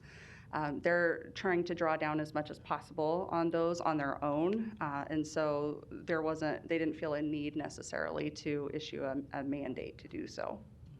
And then as far as those conversations with the hospitals, capacity it is a challenge. It's getting scary out there, and so have you heard anything about hospital systems saying they're talking about even rationing care per se? A couple have been close to that. I think that the general feeling within the hospitals is that they don't want to go there unless they absolutely have to, so they are exploring other options. That said, our bigger hospital systems, I think, are very close to being at the point where they feel the need to do that. And it's a little different from system to system right now, how they're wanting to deal with that. But I think that if you've been on any of the press conferences recently, you can hear that it's very close to that for a couple of our systems. Yeah, I know one of my systems, you talk about outlying hospitals wanting to bring a very sick patient in, so we would send a less sick patient to them. Right. And so I know that's there's not been any movement on that yet, but that's a consideration too. They are actively discussing that, yes. Good. And then the Omicron, we know that it's more contagious. Does it have the same severity? Do we know anything about that yet? We're still waiting to see really what it does, and we don't know yet. Okay. Okay. Commissioner Friend? Thank you, Madam Chair. Thank you again, Dr. Hughes, for all the information. If we look back 12 months, are we testing? Are we countywide? Are we testing more people now than we were a year ago? We can look and see. All right. So a year ago would have been. Let's look at number of tests performed. So. We are doing, I would say, fewer tests than we were a year ago. Okay.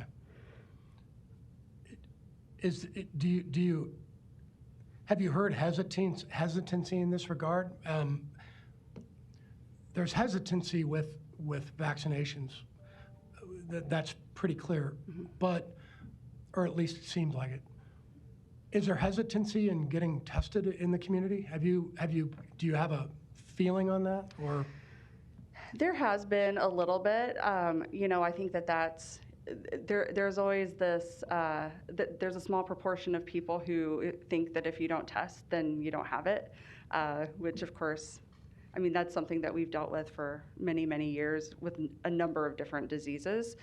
So there are people who certainly could be hesitant to test. Part of the fewer tests could be capacity as well. Our capacity did shrink somewhat, and we've worked to kind of get that capacity back up. Federally, I know that they're talking about making available home tests to people. They can basically go online and say, send me this many tests, and they'll ship those out. There's probably going to be a limit. So part of it could be, the decreased capacity that we've had due to kind of that earlier drawdown that we had in the summertime. Well, and this question will sound ignorant because I'm pretty ignorant. The test that they jammed the thing up into my, brain, I just had that a couple weeks ago. Is that, are you content with the reliability of the tests? So in other words, are you content with the amount of the limited amount of either false positives or false negatives right now? Because I'm sure there's a percentage, I just don't know what it is. Yeah, I'm not sure what the percentage is right now for false positives, but I can tell you, so that antigen test, which is the one where you do it and you get it back quickly. Yeah, that's not the one where they pierce your brain. Oh, they do both. Yeah. That tends to be more accurate if someone is symptomatic, so you get a higher number of false negatives with that antigen test because people could be carrying it and just not be, the test isn't sensitive enough to pick that up. The PCR test, also a brain tickler, can be, it tends to be much more accurate regardless of symptomatic status. So PCRs I tend to like a lot better, but in the absence of being able to get in and wait for several days to get results, the antigen test is a acceptable second level. And finally, the amount of people tested includes all of the above. Mm-hmm. Yes. So okay. All yes, right. ours includes both antigen tests and PCR tests if they were performed somewhere other than a home setting. Clinically, so right. We don't obviously collect information on tests done at home. Okay, thank you, doctor. And I just want to, for those who do not enjoy having their brains stabbed, you can ask with most tests for it to be a nasal swab, which is still a little uncomfortable, but not anything like getting the nasopharyngeal where it goes clear through to the back of your throat. That can be something that turns people off to testing. You can actually just get the inside of your nostrils swabbed, essentially, and that's much more acceptable. My kids have both had it done, and they tend to come out laughing because it tickles their nose. So that's much better than having that thing rammed clear into the back. Okay, thanks for the information. You bet. Commissioner Boyle?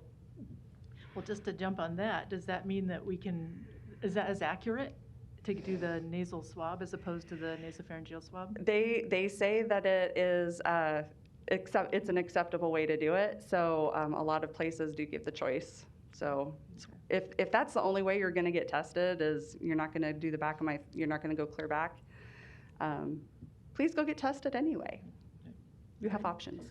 But I have a couple more questions. One is there's been talk about a pill from Pfizer. Mm-hmm. Can you speak to that?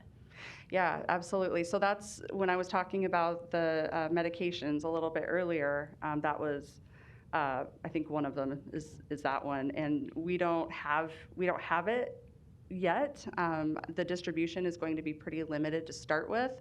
So if you think back to the very beginning when we had vaccine and we only got kind of this rationed amount that we had to. Basically, it goes to the state, and then you have to push it out to the population in limited amounts.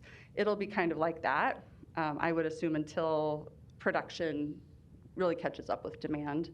And so when we do get it, it's going to be in limited amounts. Providers are going to have to prescribe that. And again, it's not that everybody is going to be able to get it necessarily, but certainly, hopefully those that are high risk will be able to have access to that first. And I don't know if they're going to put any limits on who to prescribe that to begin with or not. I just know that we're only going to be getting a very limited number of doses to start with. And then, of course, we'll have to figure out where it fits in the whole clinical picture. Like, who do we give monoclonal antibody to, and who do we give those pills to, and who do we Exactly. give those to? So, yeah. All right. And then the other is a crystal ball question, of course. We've heard that immunization with vaccines, immunization tends to decrease over time. Mm-hmm. So boosters do help. Do you know or have any thoughts as to whether we would need boosters again in a few months, because it took the boosters to kind of get us protected during this round? Right. That's a great question. I don't know the answer yet. I don't know that anybody knows that answer yet.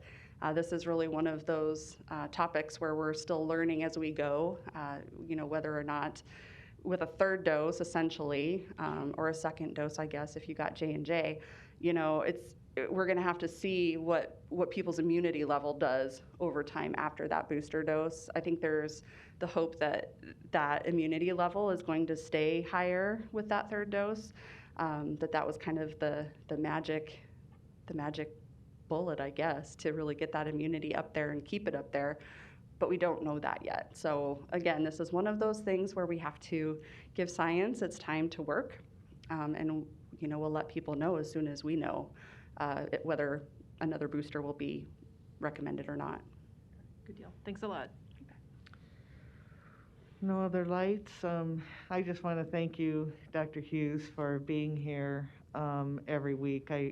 I just think Commissioner Rogers and I talked about having you here, Commissioner Rogers as the President of Board of Health, to just present every week, because again, things change, new information comes out, and as public health leaders, we felt it was important for you to be here and give this update. I also want to thank you for being available for updating our Douglas County senators on an ongoing basis since the onset of this. I've heard great feedback and appreciation of the time we spent with them in giving them the information of what was going on here in Douglas County. And I also want to thank the board members for participating in the video vaccine message this morning. I've wanted to do this for a long time, and I thought it was appropriate as a end-of-year message that we produced it this morning, and so stay tuned. We'll be sending that to you shortly. But again, thank you very much for being here and for the work that not only you, but all your staff do and have been doing through this pandemic.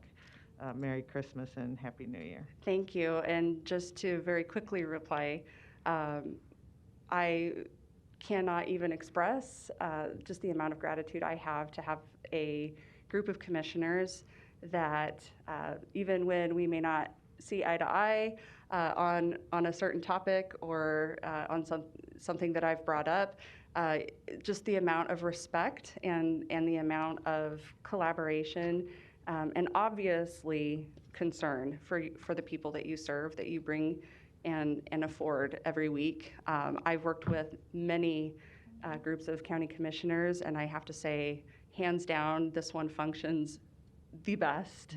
Mm-hmm. And just the support to public health that we get from you is just incredible, and I don't take that for granted even a single day. So thank you all for everything that you do to keep people safe here in Douglas County, and for giving me the platform to come and talk to you every week. I will be here as long as you need me to be, and I hope that each of you have just a blessed and wonderful holiday season. Thank you, Dr. Hughes. With that, we have one more presentation, and that is the Justice Center Project Programs and Project Update. And Kim, George, you want to go ahead and go first? Yeah.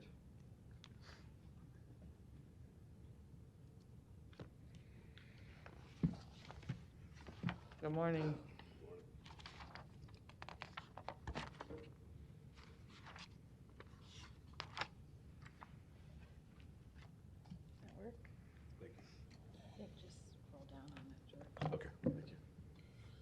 morning, everybody. Morning. Georgia Chola, appearing on behalf of the JCDC to give a report to the County Board of the status of the Justice Center project. As you are aware, a lot of you have offices downtown, and you can look out your windows. You can see that there's significant activity undergoing the project. So now we're at the end of the year. Thought it was appropriate to come in and kind of give you an update as far as what's going on. So the project itself, when we originally established, it's been a while since we've met, and I just kind of want to talk about the guiding principles that kind of paved the path for the team as we put this project together. The first was addressing the needs for the space in the juvenile courts. Second was to improve the juvenile justice system with a transformative design to serve the children and their families, and that's something that we've done in conjunction with Kim Havakati, and Kim's report will kind of talk about some of those other transformative actions that are being taken. The building, and it's just one aspect of the transformative aspect of this project. And then finally, it's designed to inspire civic pride, and I'm hoping that some of you have seen the building, that I think we can check that box to indicate I think we have built a project that is going to change the landscape of that corridor of downtown, and hopefully for the better. The scope of the project has not changed at all since the board kind of gave the green light to go forward. It consists of a tower, 8-story tower, which will house the community programs, will provide the court support in terms of the clerk's office. The public defender and the county attorney offices will be located at that junction, as well as the juvenile courts. There will be 6 finished courtrooms, with 2 courtrooms being capable of being added if necessary.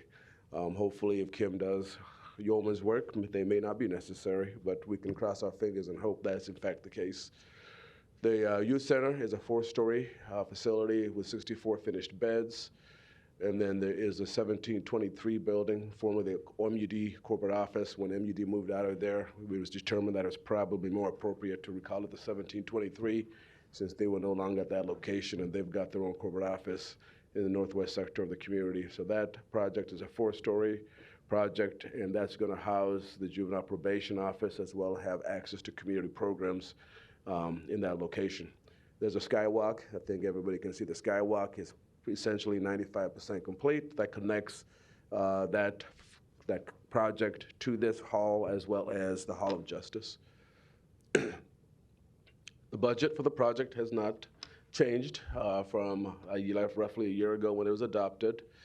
It is a $111 million construction budget. That $111 million reflects the Kiewit GMP gross maximum price contract, along with a roughly about $17 or so million in soft costs. When you add the non-construction as well as the project contingency, you end up with about a $128 million project, and that's what we're working with at this junction. Where are we at right now?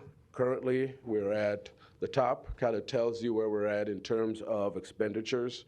That's the total project budget of $128 million.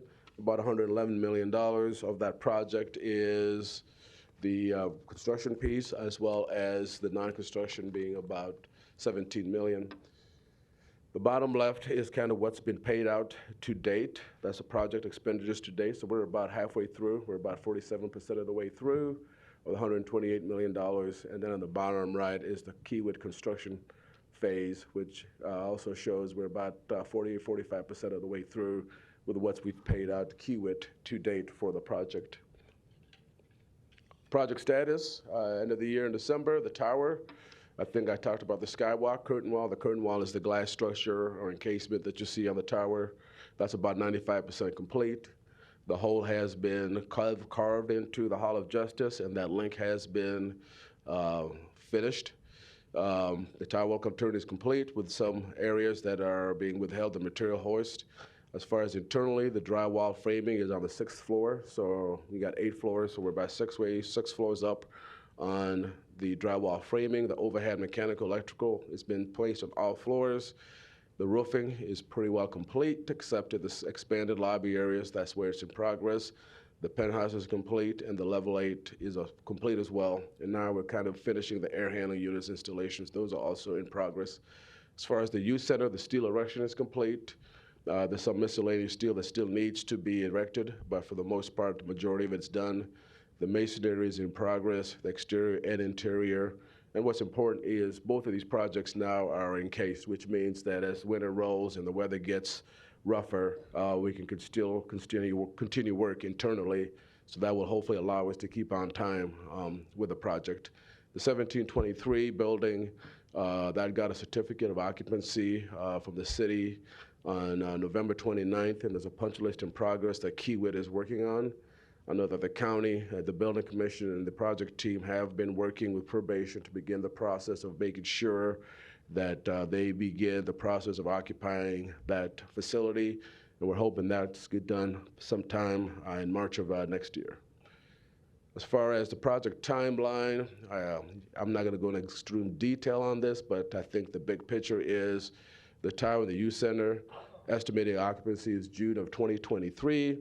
Then the 1723, the estimated full occupancy date is March of 2022. So the punch list is done. It's just making sure that we get the process of moving folks over from the Keyline building and other offices across the city into the building. Hopefully that will be done by March of 2022. Some pictures. I think most of the folks in this room all have come downtown on occasion. Here you have a picture of the tower as well as the juvenile center as it's going up. On the right is another picture of the tower.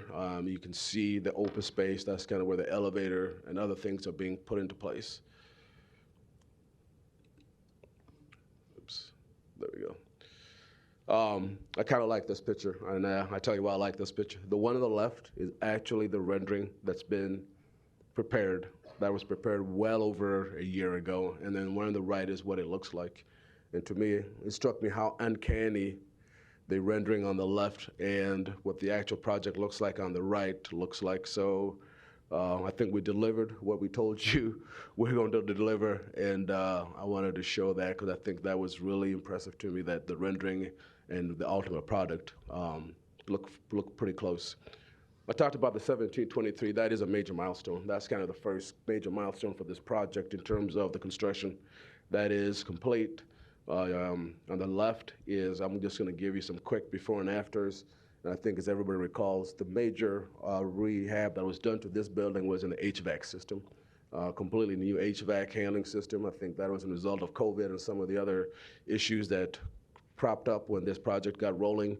And so, but the rest of it was making sure internally we got it ready for probation to take possession. So on the left is what it looked like previously on the first floor lobby. On the right is kind of what it looks like. More of an open, more well-lighted concept. The first floor administrative office building. On the left is what it looked like previously.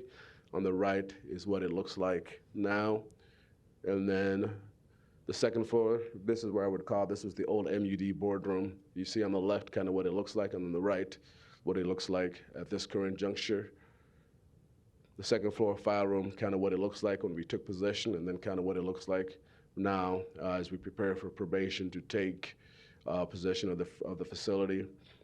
Second floor finishes on the left is what it looks like before we did the construction, and then on the right, you see what it looks like now, just more of an open, better lighted building, cleaner in that regard.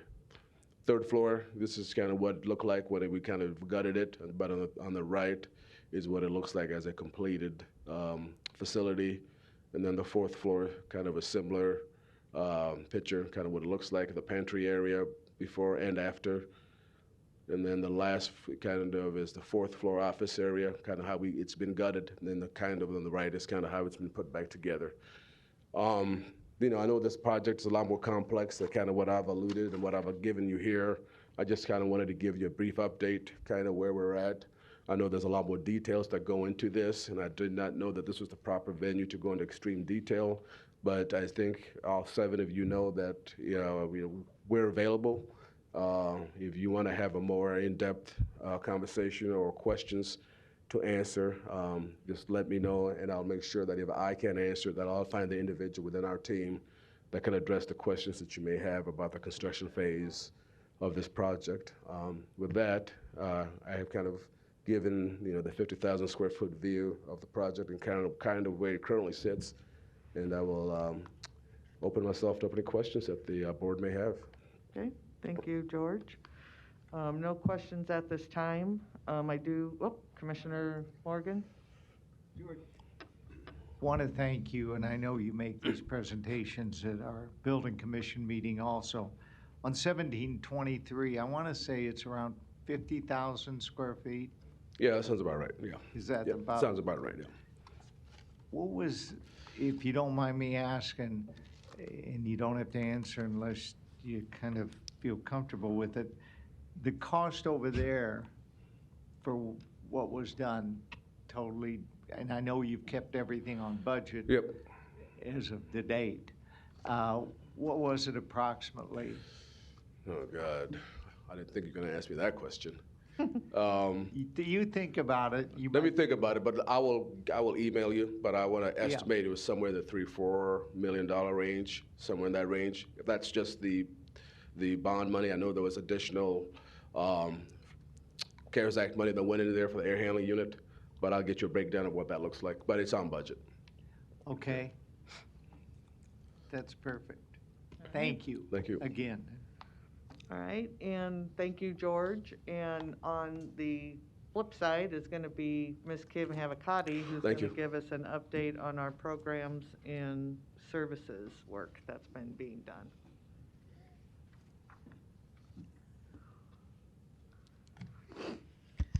Good morning, Kim Havakati, Deputy County Administrator. You have before you, I did up a simple one-page list because it can get very overwhelming as to the various programs and services we're working on. So when you look on the left-hand side of this document, first let's start with our prevention and early intervention. On the left-hand side are the current programs that are operating, going at 100% capacity.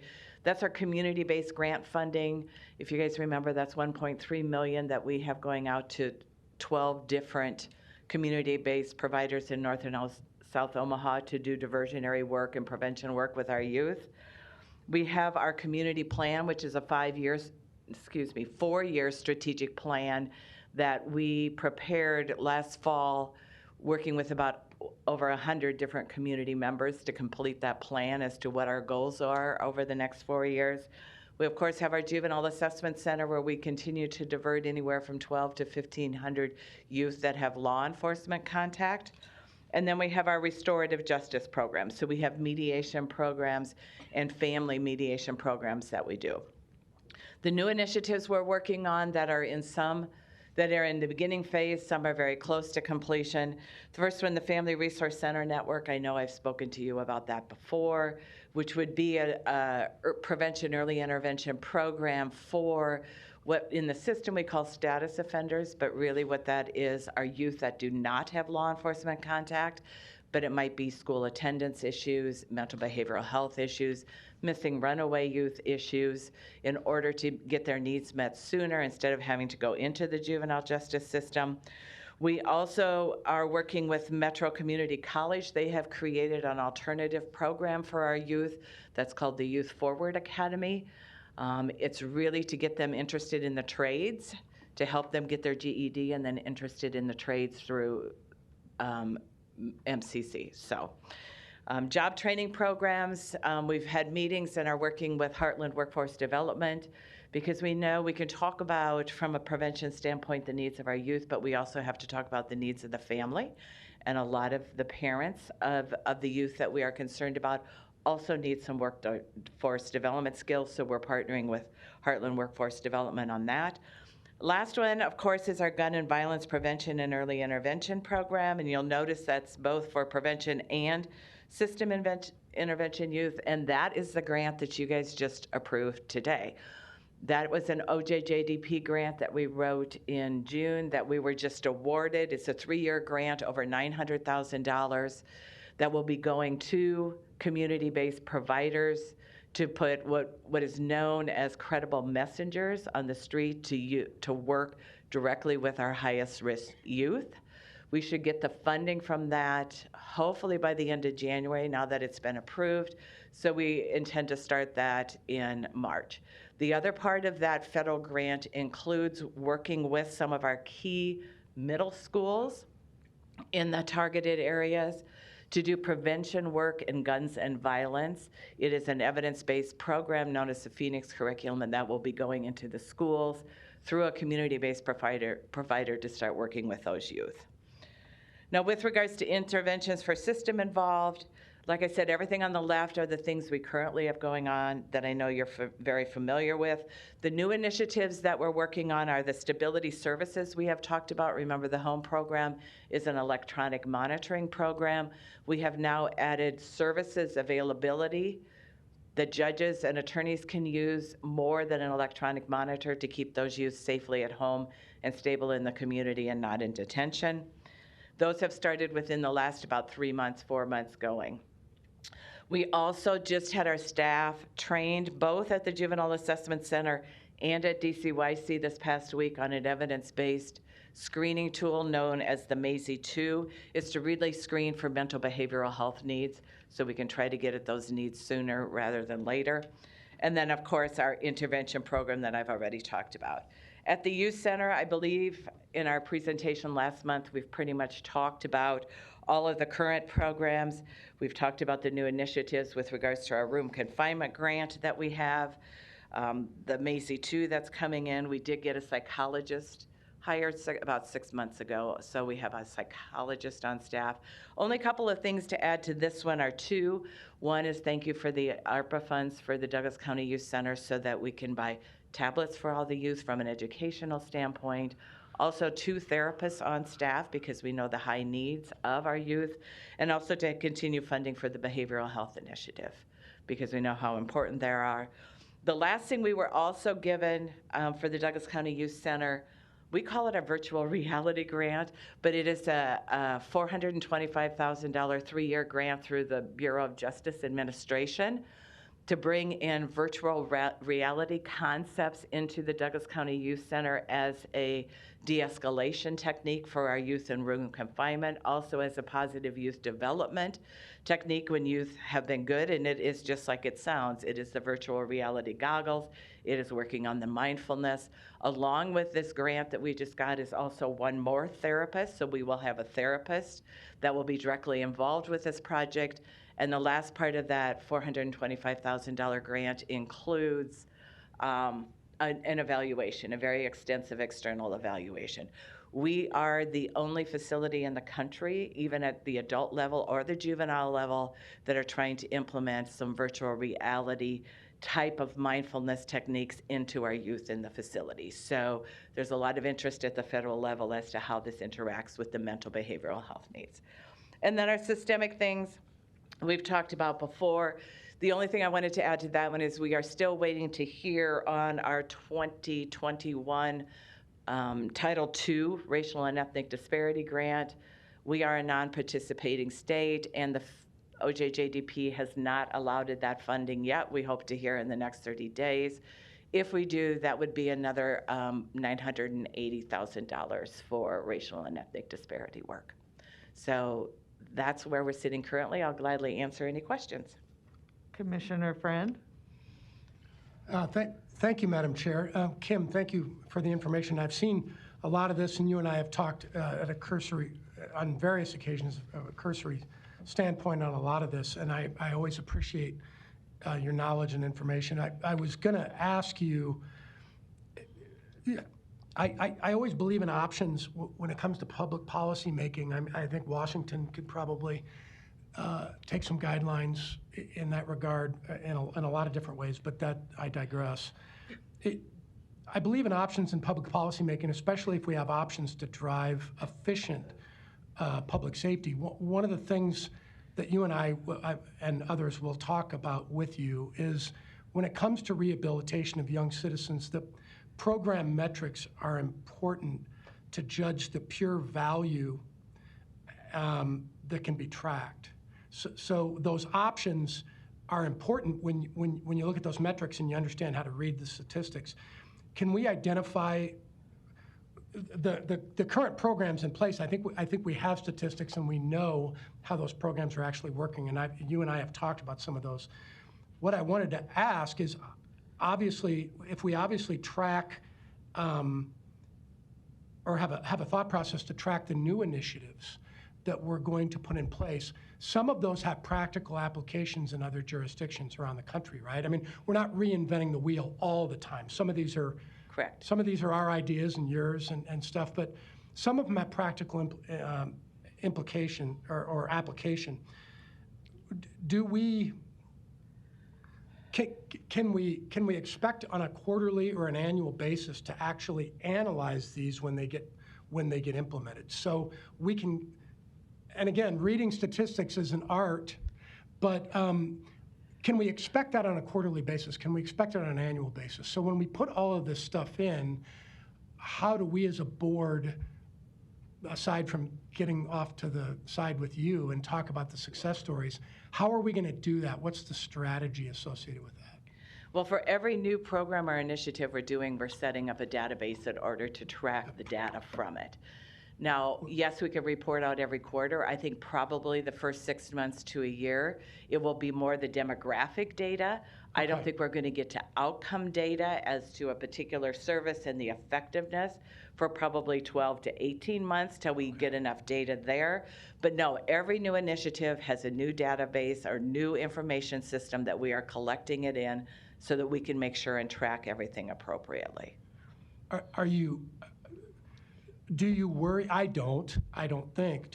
But do you have a worry that the new initiatives don't have enough, or in some instances don't have enough practical application in other jurisdictions, and we're going, oh, we got that crystal ball. We think it's going to work here.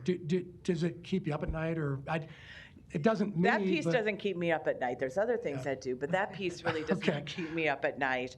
I think we have a process in place, and we belong to some national organizations. We are constantly running our information, both nationally and within our state, to figure out, is this working, what needs to be tweaked to make it better. That's great. I'm sure I probably can speak for the whole board. I really appreciate all the work you're doing. This is it's heavy lifting, but thank you. Thanks. Commissioner Boyle? Thanks a lot, Kim. And just a couple things. First, and the Family Resource Center, is that the one, the collaboration with UNO? I see that's one of the new initiatives and programs. That was discussed in the Child and Youth Services meeting? Yes, that's the same thing that was discussed, that we did the environmental scan on. That is that prevention early intervention system, yes. Is there any time frame for implementation of that in particular? Our goal is to have the first spoke, as we talk about, it would be an organizational operational hub, and then you'd have spokes in the community, actually located, easily accessible. Our goal is to have one of those open by next fall. So we're pushing it as fast as we can, but we want to make sure that it is collaborative as possible, because this has to be a true public-private partnership to make it work from a sustainability standpoint. So that's our goal. I would say we have a 50-50 shot of meeting that goal right at this point. Well, yeah, you have to have buy-in from the folks in the community. Correct. That Correct. makes sense. And then the second thing is more just a comment to know that the juveniles are getting iPads and virtual reality. That's really thinking outside the box. And really, when you think about what attracts kids and what will help them like engage, that's the type of thinking that we really need. So I just wanted to comment. That's really cool. I'm glad we're excited for it because it's new and innovative, but I don't know how I think it's going to be very successful because that's what kids want today. Yeah, well, I think with the VR in particular, you talked about mindfulness, but you could even do, it'll sound cheesy, but maybe role playing in stressful situations. Right. How do you handle There's that? a lot of conflict resolution type stuff. Yep, that's what I was thinking. Great. Yeah. Okay, thanks. Commissioner Morgan?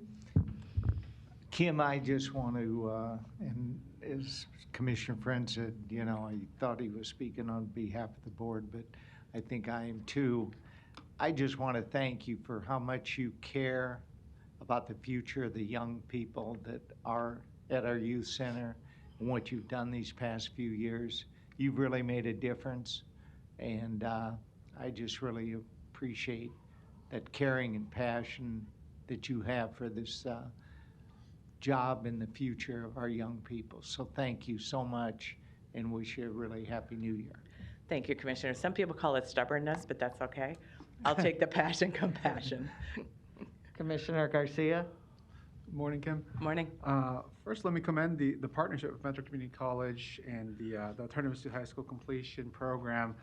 I think, for one, that's a model example of a public entity and another public entity coming together to serve the need of both. You know, they're always looking to increase their enrollment.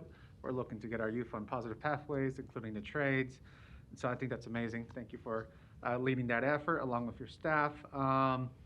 Since also, in regards to kind of the high-level overview here, what is the high-level overview currently with the goal of course, getting less youth, you know, all the way down the pipeline to youth detention, and with the goal of fitting that need within the smaller capacity in the building that's up and coming?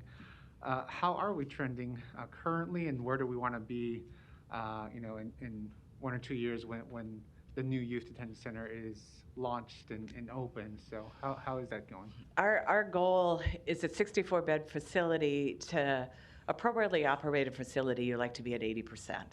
So our goal is to get to 80% of 64 beds. You can get to 90%. Best practice is 80%. And one of the things you have to keep in mind as you're looking at the new facility, just like we do here, you cannot put boys and girls on the same floor. So you have to be very cognizant of the separation when it comes to boys and girls. So that's what the goal is. Yeah, definitely. And If that's what you're asking, Commissioner. what are we averaging right now? I know Brad was here a couple months ago, but can you remind us, what are we averaging right now? I did pull some very basic data from today, so it's not in depth. Today we're at 65 youth. 3 of those youth are from Sarpy County. 85% boys, 15% girls. A couple of the concerning data that I know we've talked about before, 23% of those youth are state wards, so they're state wards in our child welfare system along with our juvenile justice system. 40% are charged in the adult criminal system, 60% are in our juvenile system. So when you look at that, I just did a real brief length of stay, and this is probably the area we're working on the most right now, is 25% of those youth have been there 4 months or longer. Most of our juvenile youth are moving within 35 to 40 days, which is good, but our adult youth are staying 6 to 9 months. So we have to really start working on that length of stay, which of course goes to some of the programs we just talked to from a mental health aspect, that you really need to be in there stabilizing those youth and keeping them safe as they're in that facility. I can get any more data that you do want, and I know at the end of the year in January we'll be doing another presentation with a whole year's worth of data. Sure, definitely. You mentioned number 65, more or less the average right now. Do you think that's influenced by COVID, or is that kind of the average that it would be regardless of COVID? No, I think what's influencing us most now is not necessarily COVID. I think COVID a year ago was greatly influenced. We are being greatly impacted with the worker shortage with our community providers in the community.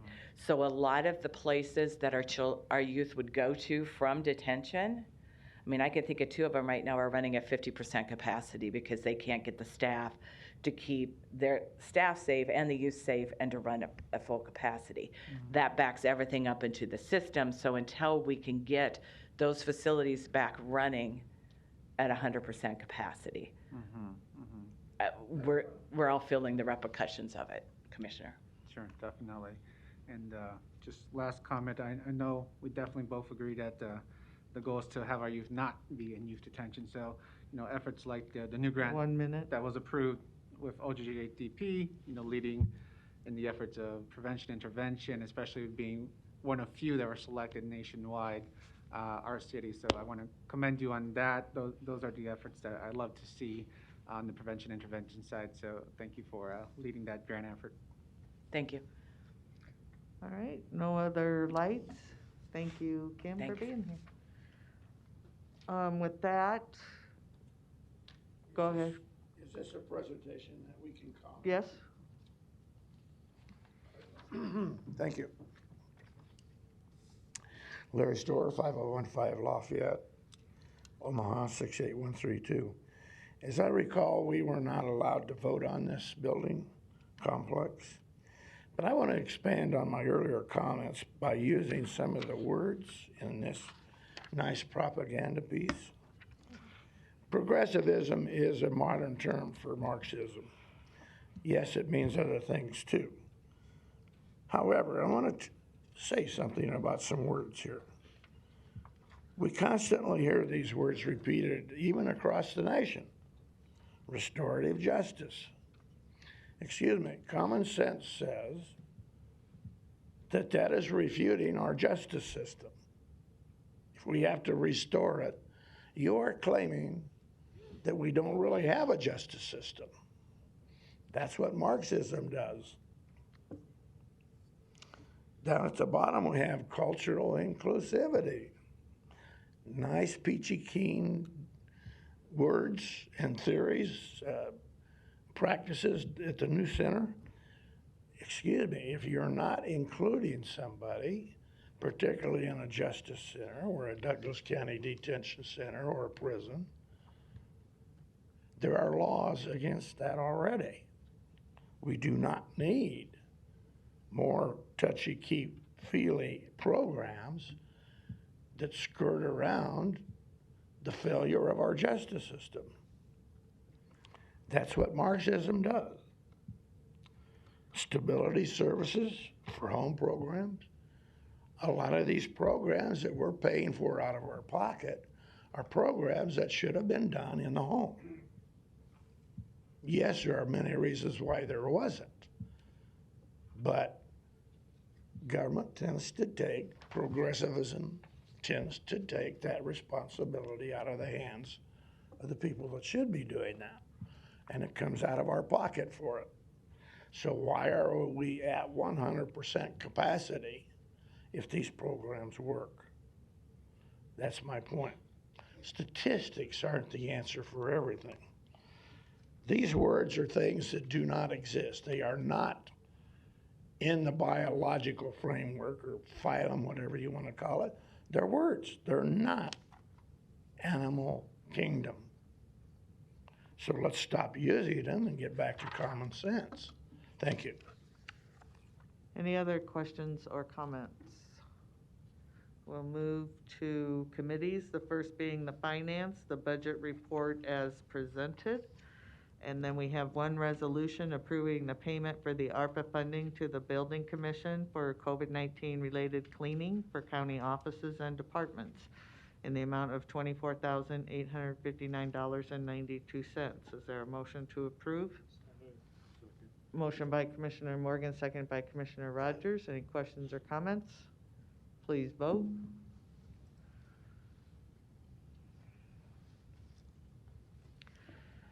Next is the Motion passes 7-0.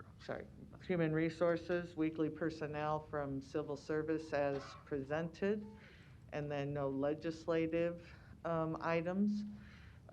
We don't have need for executive session, but before we adjourn, Karen, I just wanted to thank the board for this year. We've had highs and lows, and we hope that this new year we come in healthier and stronger than we were this year.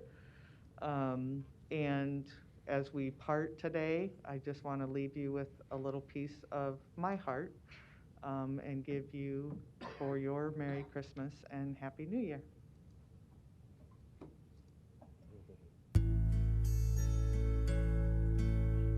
Silent night, holy night, all is calm, all is bright, round yon virgin mother and child.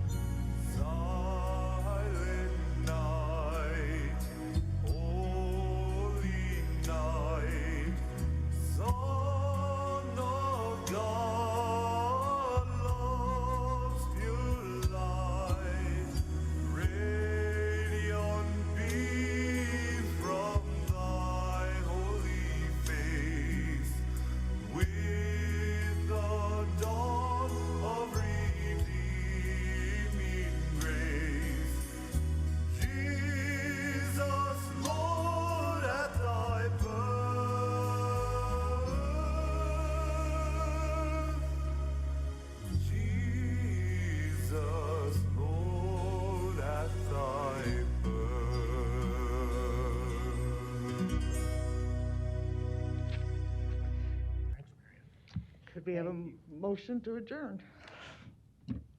Second. Please vote. Recording stopped. May I get that motion and second again on that? I apologize. Motion, second. Okay, and motion passes 7-0.